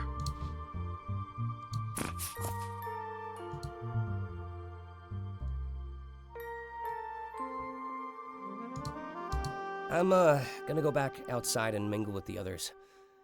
Clearing the air like this with everybody is a big help. Glad that you were one of the first, Delta. I really am. If we can make it through this, we can make it through anything. I'm looking forward to our future, you know? As a couple. After this, I think we can start focusing on the fun things. He holds out his hands and I accept the invitation. Bet I look pretty cool right now, huh? He smirks and tilts his head toward the wound on his shoulder. A man who stood against the world and won.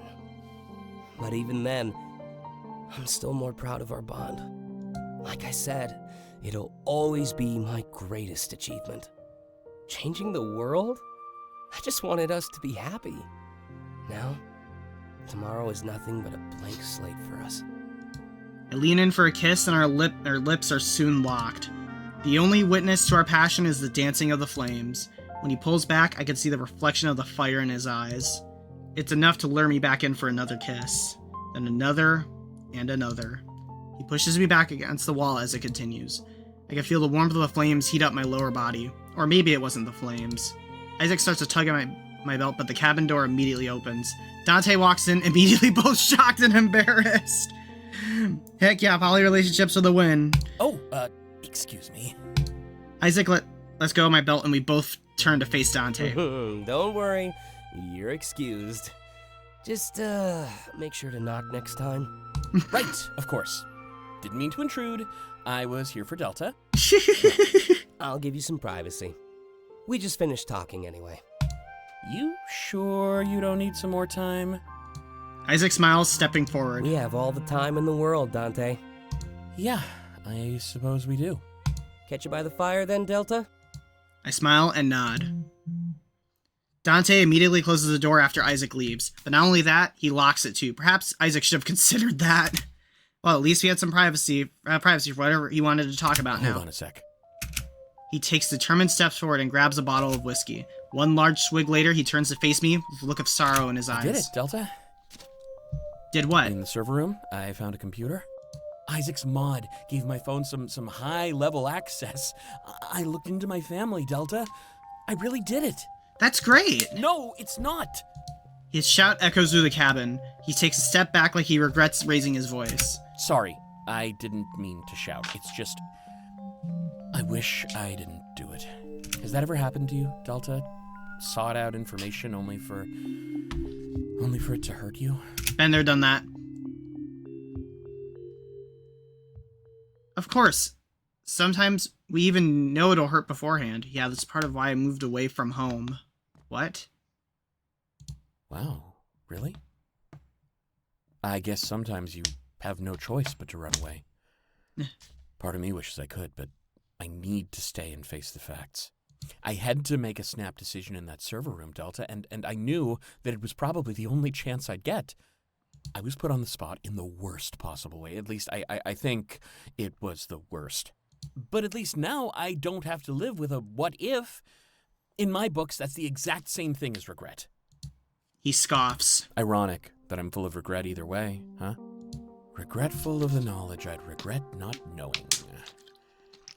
There's gotta be something poetic about that. I shrug. I'm just curious what he found out. He places the whiskey back down, but I can tell he was tempted to have more. Well, I didn't even know where to start. I figured I'd just look them up and find an address. There's a long pause before he continues. But it's just... He almost breaks down in front of me as his eyes glisten. I know he's holding back, but I can hear the sheer sorrow in his voice. They're gone, Delta. Just gone. The Gone? last entry in their file was some kind of incident report. It mentioned something about a gas leak in the house. Oh. It was only a few years after I ran away. I don't know how to feel. I'm just so confused. He's shaking. I simply step forward and wrap my arms around him. Oh, Dante! What is my vision, then? We're happy. We're a family. My brother seems so proud when he looks at me, like everything is fine, and I'm worth looking up to. And the hate between me and my parents is long gone. This vision is what I've based all my decisions around. And what? It's a lie? I continue holding him and just let him vent. If I knew this was going to happen, I would have stayed. I would have fixed things and spent more time with them. But then you wouldn't be who you are today. You're right. I know you're right. And it sucks. I like that version of me in the vision, though. I feel so complete. Like I can tell I'm missing something in reality. You have a family in all of us, Dante. I can tell he's starting to calm down. Yeah. And if I stayed, I guess I wouldn't be here right now. But maybe they wouldn't have had another kid. He didn't deserve what happened to him. I think that's the part that hurts the most, Delta. I really would have liked to meet him. He sniffles. Everyone is out there celebrating victory and a new tomorrow, but the tomorrow I've discovered leaves me feeling hollow. You should be thankful for your vision, Dante. Huh? Remember what we talked about on the way to the club? Vaguely? Visions are indistinguishable from reality. Yeah. You'll get to spend time with your family almost every day. He sniffles some more, but I can tell the tears have subsided. You know, I usually pride myself on my level head. This just really shook me up, you know? He wraps his arms around me and hugs me back. But I know that you're right. He'll comfort you every day until your last. I have a feeling you will, too. Together until the end, remember? Of course, until the end. Thanks. He shakes his head like he's shrugging off the sadness. A moment later, our tight embrace is broken. Sorry again for raising my voice. It just wasn't easy learning what I did. I don't blame you. Grief can consume us. Oh, believe me, I know. It definitely can. He rubs the back of his head. You know, I guess my vision was a good one, after all. Not many people get to spend time with lost loved ones. I'm looking forward to the next time it happens now. I can just picture their smiles, the taste of the food. It's a perfect moment. Frozen in time for us to enjoy. And nobody can take that away from me. Our love as a family prevails, even over death.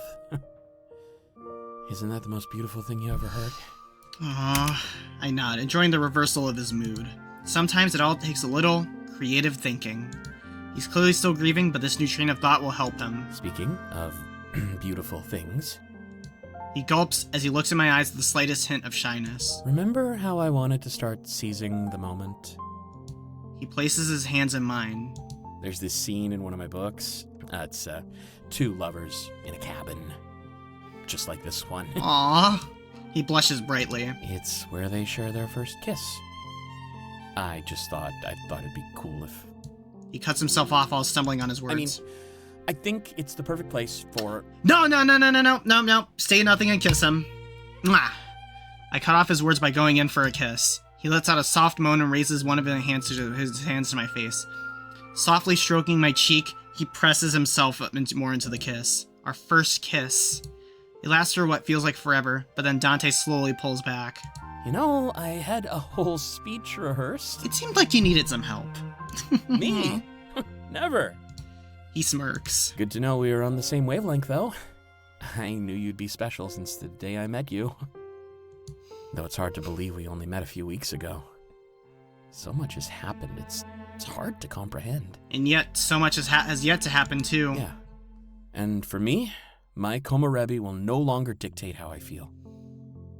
It's odd how something named after the light could leave us feeling so lost in the dark.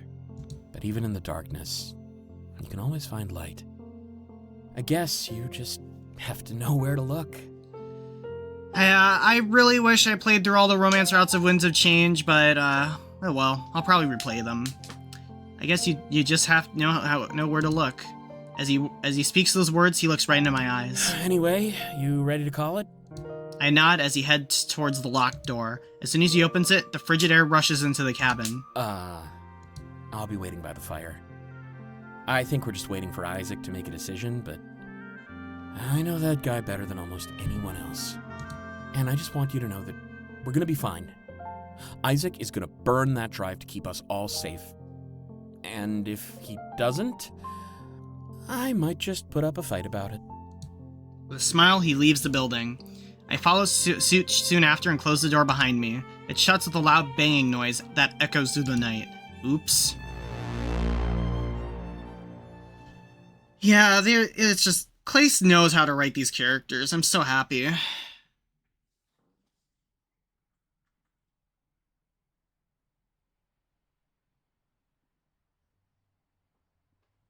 As soon as I exit, I notice that Chiron is looking directly at me. He waves me over and I see no reason not to oblige. He's standing by some trees. I must have disrupted him. Hey Delta, how are things going? Better now that I'm out here with you. You can never turn off that charm, huh? Even in situations like this. Isaac is the same, you know. That's part of why I admire both of you so much. But I guess I'm being a little biased. You know, the whole first in all of history thing? Isaac changed my life, so I owe him almost everything. Guess I'm lucky he's the good guy, huh? Wouldn't want to be in debt to someone evil. But at the end of the day, I guess it's all subjective. Like, I'm sure Argus views Isaac as evil, so I guess it just depends on where you stand. The majority has spoken, though, and they share my views. Gotta appreciate some validation now and again, right? Right, I'm glad that's the people's side with Cypher. And I'm glad that Isaac survived that gunshot. I mean, can we talk about that? He literally got shot. It feels like my ears are still ringing. It's unbelievable. I don't know what that guard stood to gain, though. Must have just been revenge against Taylor. Nobody likes being the victim of a sneak attack after all, but wow. If Taylor were a second later, we could all be dead. He definitely made it up to us for the ditching. In the best possible way, yeah. Anyway, enough about that. I'm curious what you think about the colony. I was born and raised here after all. Does it look like you thought it would? Maybe we could settle down here after this. Now, don't get too far ahead of me, Delta. I think I'm going to stay in the city for a while. Not as much green, like I said, but I can deal. Crossing that wall changed my life for the better. Until just a few weeks ago, I felt like life was on autopilot. Just going through the motions, routine after routine. Everything you take for granted is just amazing to me. It's a city full of opportunity, and I aim to take advantage of that. That is, if everything ends well. But all signs are pointing to yes. I mean, there's no way Isaac will keep that drive. He'd be better off going back to that HQ and letting them shoot us. It'd get things done a lot quicker, and with a lot less paranoia. Ugh, yeah, sorry for being grim. But you know what I mean. I'd rather not have a target on my back for the rest of my life, especially after what we learned about Clace's vision. Maybe the leader holds a grudge? Good thing they might not have a monopoly anymore. They could probably kill us remotely with how much they control. Kill us remotely? We should ask Clace if we're allowed to tour with him. At least he has security, and he's always flying from place to place. After seeing Toronto, I kind of want to see what else is out there. Touring with Clace would be pretty fun and extremely safe. I know enough about idols to know that their security is top-notch. We're celebrities too now, right? I mean, they had cameras on us during that final standoff. It was a pretty historic moment, so I bet everyone knows our faces. Well, even if they don't, I know people from my colony do. That gathering outside was a big mix of Zeros and city folk. I locked eyes with a few of them, and without a word, they understood. They knew why I was never in the town square. They knew that I became a champion for all of them, and most importantly, they knew that the worst was over. He places his hand on the tree and sighs. I just wish that he could have been there, you know? He looks up to the top of the tree. This is one of the trees we used to climb. Well, when we wanted to take it easy. It's pretty beginner. The deeper you go into the forest, the taller they get. That's where I'd watch the city and dream of experiencing it. It's like I got everything I always wanted, except for him. And that's the lame part. I'm not sad or anything, though. I know he'd be happy that I moved on and lived my life. Not only that, but we saved Zeros from being stuck on the colonies, so the stuff that happened to him won't happen anymore. And especially the stuff that happened in the town square. In my mind, those Zeros deserve a monument, ASAP. Yeah, that moment is forever etched into my mind. It feels weird to witness a historic moment, doesn't it? We're all gonna remember where we were when it happened. Everything felt different before that. It's hard to explain. It's like a new era. Yeah, you're right. Glad we can share it together. You mind if I have some time to myself, Delta? I'm just gonna reminisce for a little bit.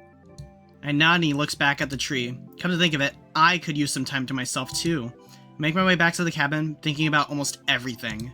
I'm surprised Chiron didn't mention anything about his parents. Maybe he thinks he missed his chance to talk to Isaac about it.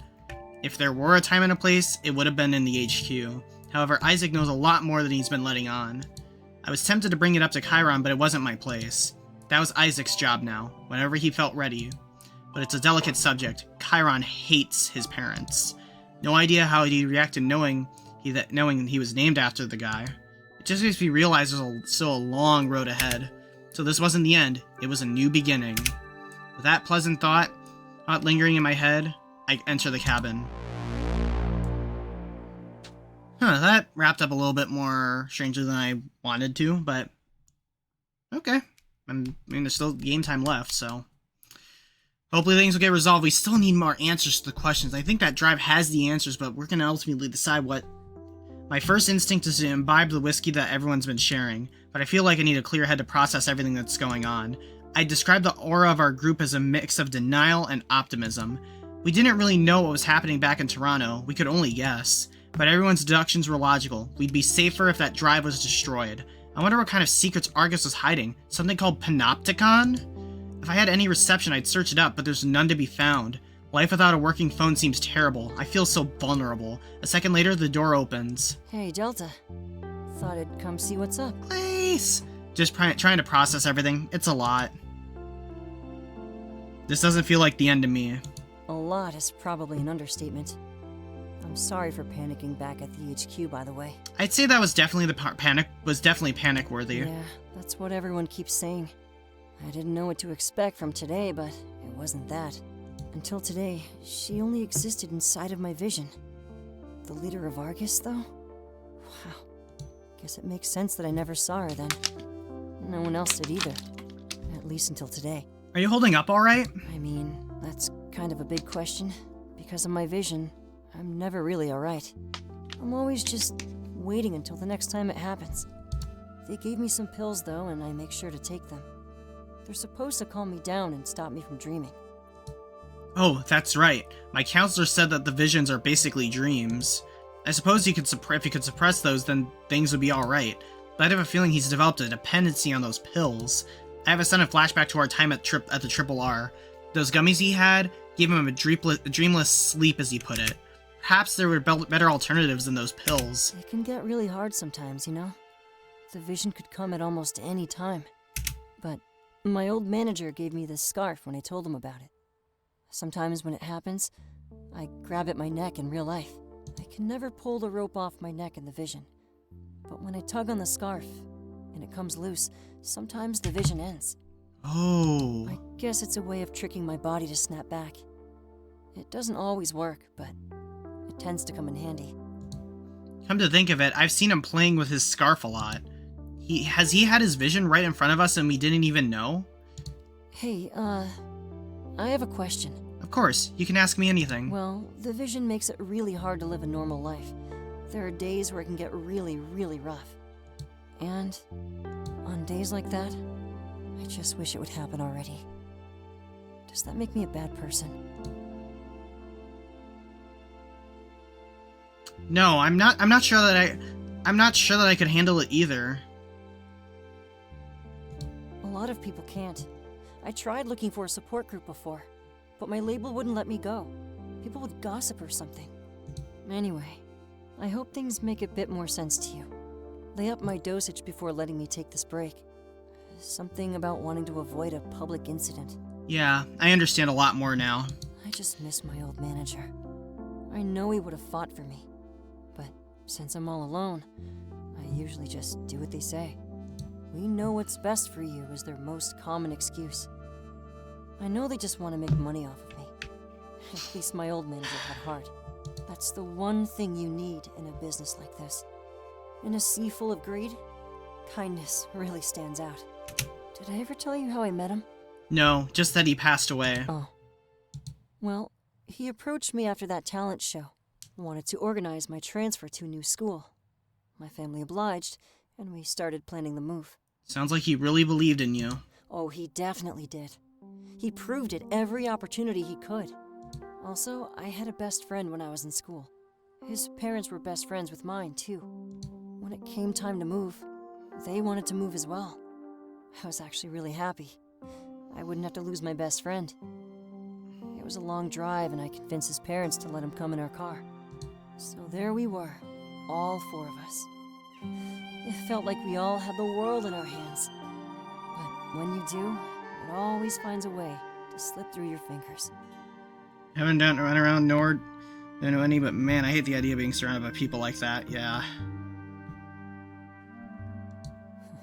I was the only one who survived the accident on the way there. I just remember waking up in a hospital bed, in a world without them. His parents found out pretty fast, of course. They came to visit me, and I was actually hopeful. If anybody would take care of me, it would be them. But I saw nothing in their eyes, except resentment and hate. They told me I deserved a bunch of awful things, and left me there all alone. Apparently it was my fault, just because I wanted to sit beside my friend. Everything felt hopeless for me at that point. I lost everybody, and I was cursed with this vision. But then my manager came to see me in the hospital. He held my hand, Aww. saying that he'd take care of me. And he did. Up until the day that he died, too. That's when I started negotiating new contracts, and this hiatus. Wow. He actually had the incident scrubbed from the internet. That's when we came up with the stage name, and left my old life behind. Right, he mentioned that Clace wasn't his real name. I do miss my old name, though, pretty badly. I can still hear my friend calling it out every time he saw me. Sometimes I think that part of me died with them in the accident. If you'd like your name back, I'll happily use it. Really? Of course. You deserve to be called what you want. Well, promise to keep it between us. At least for now. Absolutely. What would you like what would you like to be called? Honestly, I'd tell you to take your pick. It started out as William, and then people called me Will. Will turned into Bill for some reason. I hated that one. But eventually that turned into Billy, and it stuck. So his name is William? They always said it was the name that keeps on giving. But if I had any say in the matter, I'd choose Will or Billy. You know what? Named after my boss at my job. You got it, Will. I love Will is a great name. I love it. He laughs and a big smile appears on his It face. sounds so weird to hear it after all those years. But thank you, Delta. From the bottom of my heart. He steps forward and kisses me softly on the cheek. There is one more thing I wanted to talk about, though. He walks to the cabin door and locks it before turning around. I know you read my diary, Delta. Did a pretty bad job of covering your tracks. I immediately lock up in fright and the energy in the room changes drastically. There's only one thing I have to say to you about it. Thank you. Huh? I don't know how to explain it, but it really helped me out. It made it a lot easier to open up to you just now. You understand a little more than the others outside. And in my situation, that makes a world of difference. So you're not mad at me? What? He steps forward until he's close enough to me again. Oh, I definitely am. Actually, I consider it the end of us. Oh. But it's also the start of something new. That's the thing about burning bridges, Delta. It's the only way we can build new, even stronger ones. And nobody says they can't lead to the same place as before. Also, I was gonna kiss you on the lips, but I decided to downgrade to the cheek. Let's call it even for what you did to me. Aww. I shrug and tell him that that's fine with me. Let's get back outside then, alright? I'm dying to see what Isaac does next. It may be unintentional, but that could also be a really dark pun. Guess it doesn't matter now, though. I nod and we head toward the door. He unlocks it with a loud click and then looks back into my eyes. You ready to see how this all plays out? More ready than ever, Will. He smiles at me with a slight scoff. Then a moment later, we're back into the night. The campfire illuminates my friends and our final destination. I guess this is the end of our journey. Oh, that was beautiful. That was beautifully written. W. Clace. The real Clace, that is.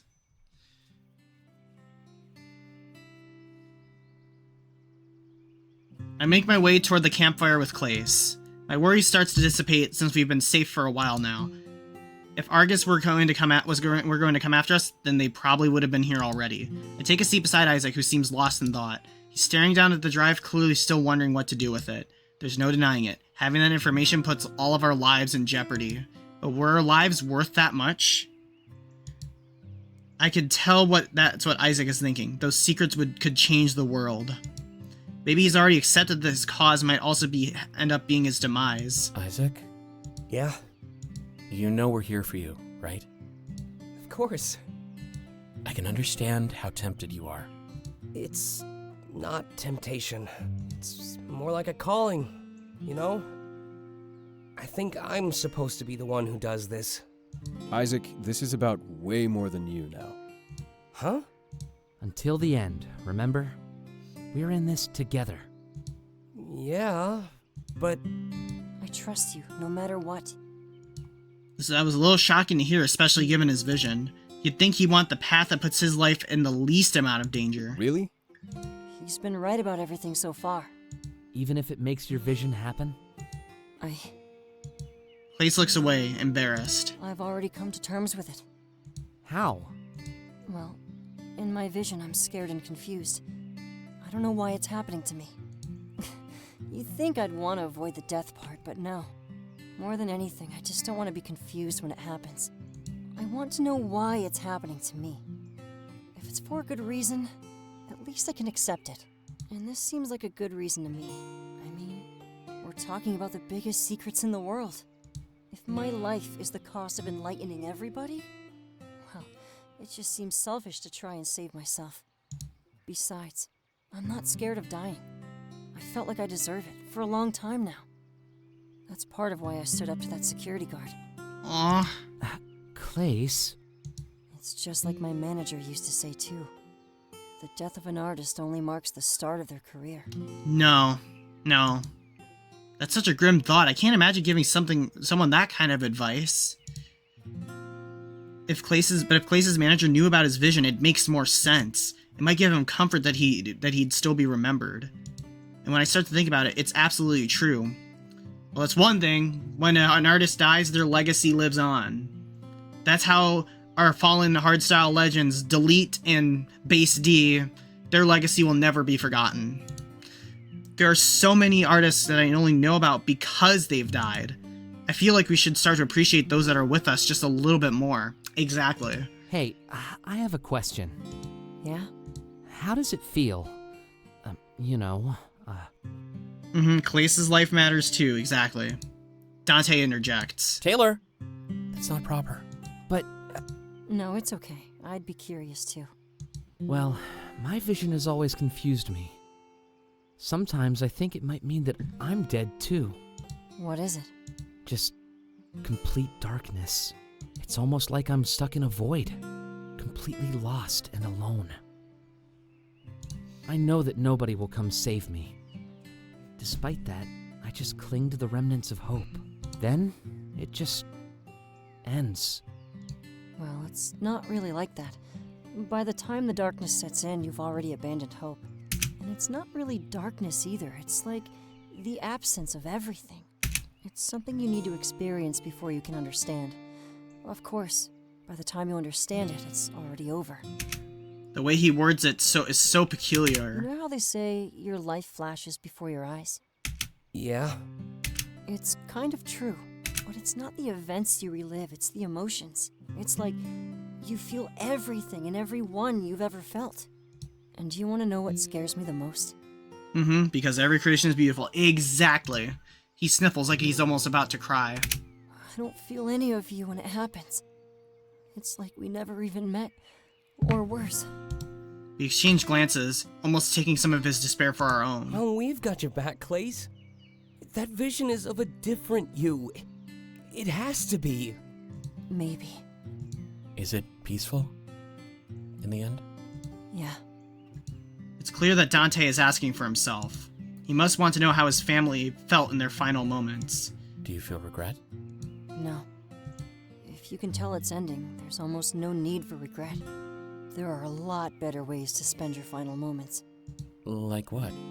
Thinking about the people we love, the ones that will never see us again. That seems like it's enough to comfort Dante. He also appears like he's going to cry, but almost out of happiness. I guess he was worried that his parents died while still mad at him. Thanks. Guess I better start writing new music now. Huh?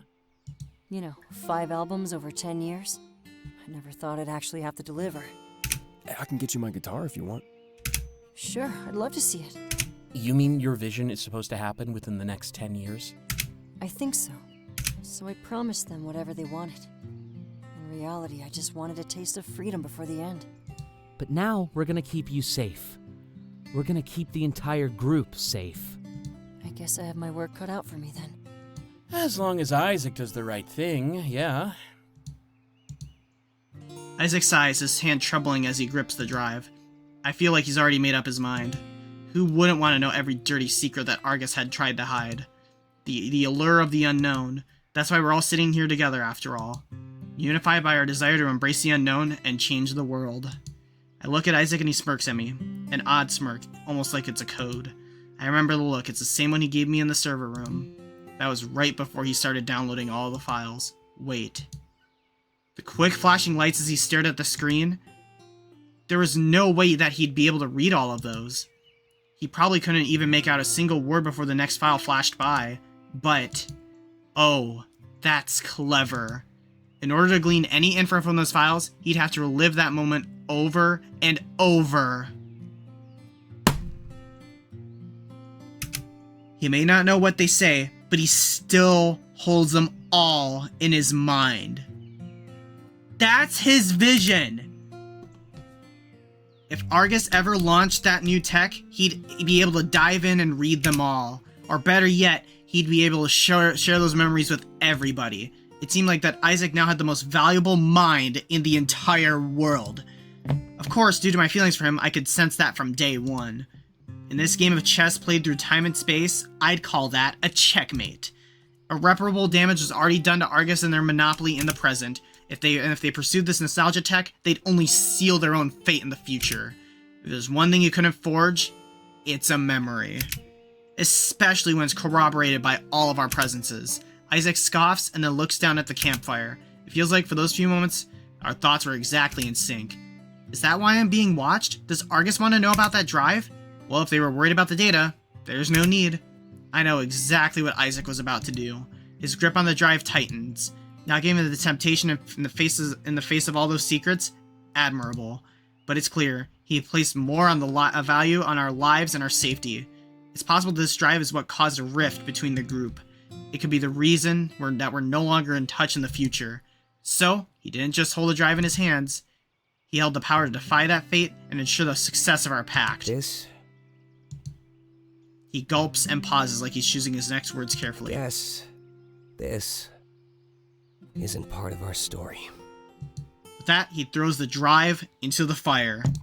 A collective weight is removed from all of our shoulders. W, Isaac! We hear crackling noises as it burns and all the data is lost. Here you go. I look over at Chiron, who's handing a guitar to Clace. That must have been the one he played when he lived out here. Thanks, Chiron. He takes it and strums it a few times before adjusting the tuning keys. When I first joined this group, I was definitely the odd one out. I had no idea what the future would bring, which was both a blessing and a curse. That's the thing about the future, though. Run from it in fear or embrace it head on. You can never stop it. Our group was a mixture of both mentalities due to Komorebi, but now, nobody here had to live their life with a vision that influenced their lives. Not even Argus or Komorebi could stand in the face of true resolve and love. We'd keep Clace safe and ensure that none of us drift apart. So, one more song? I hope you got a lot more than that in you. Yeah, of course. Here's something you might not recognize. We look at each other and smile as we greet the dawn of an uncertain future. Because despite all odds, you never really knew what was coming next. And you stop to think about it, isn't that the beauty of life?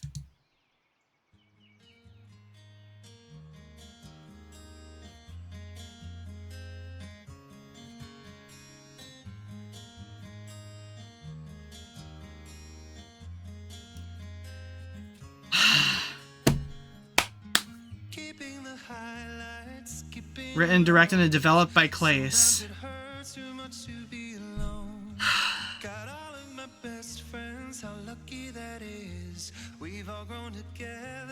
This was a beautiful, beautifully written game. Really speaks volumes to what is going on in our present world. Definitely wingless.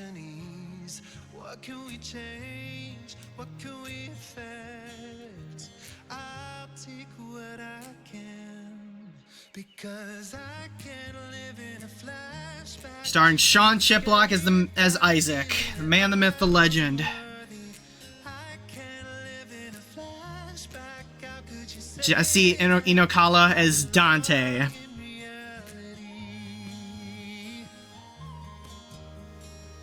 Michael Kovac as Taylor. Yep, you know him from Digital Circus. Casey Mongillo as Clace.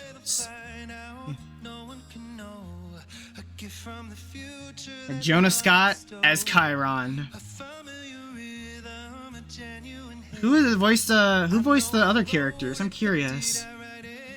Featuring John Malone as the counselor and Carrie Horn as the system/Argus leader. No, that's not. Dang it, that's not Vanessa's voice actress. Quality Assurance, JT. That's the only name I know about that group.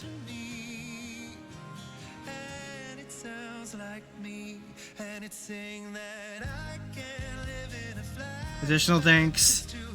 And the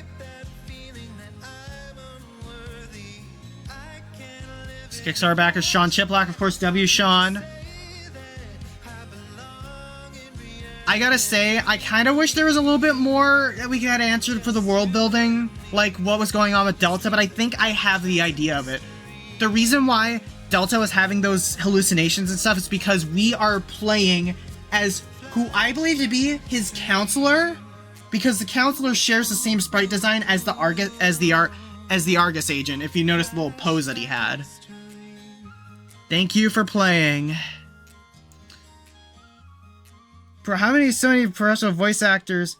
Dante's a Fulf, yep. Yeah, Cassie did not age well, yeah. Clay's used to work with her, but he doesn't anymore, thankfully. How many Sony professional voice actors star in this furry game? That's freaking crazy, exactly. Thank you for playing.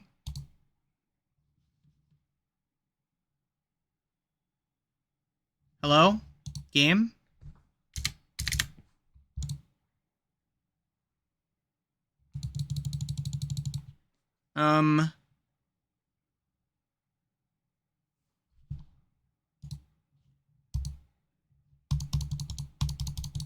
No post-credit scene?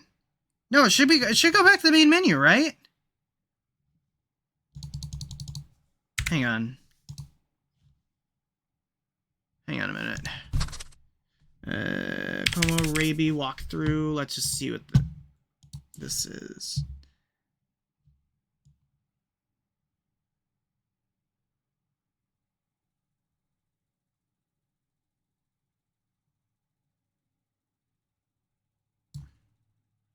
Some games where the final screen is the end. No home menu.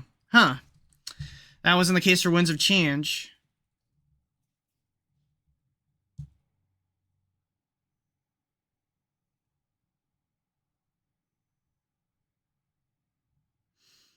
Wow.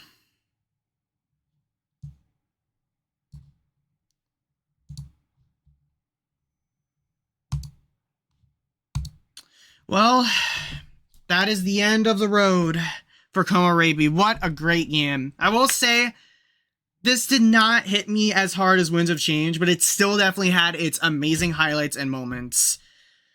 I loved all the characters very much. I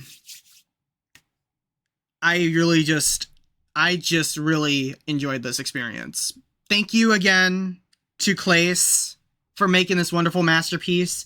I cannot wait to play Major Minor and that new game he has coming up. I'll be in, yeah. But, what a ride this was.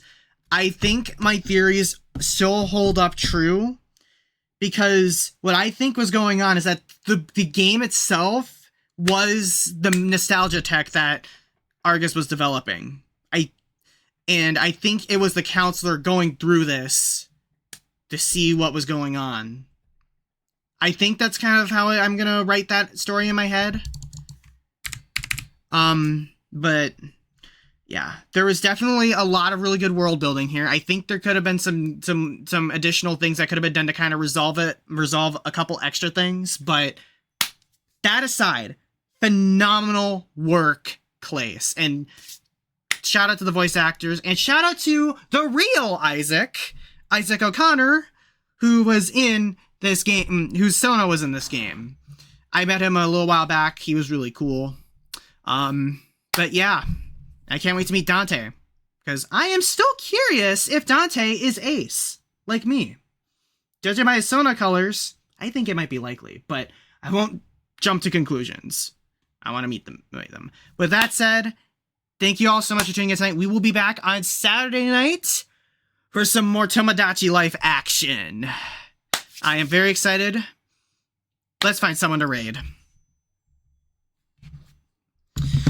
Let's see, who is here? Who is live right now?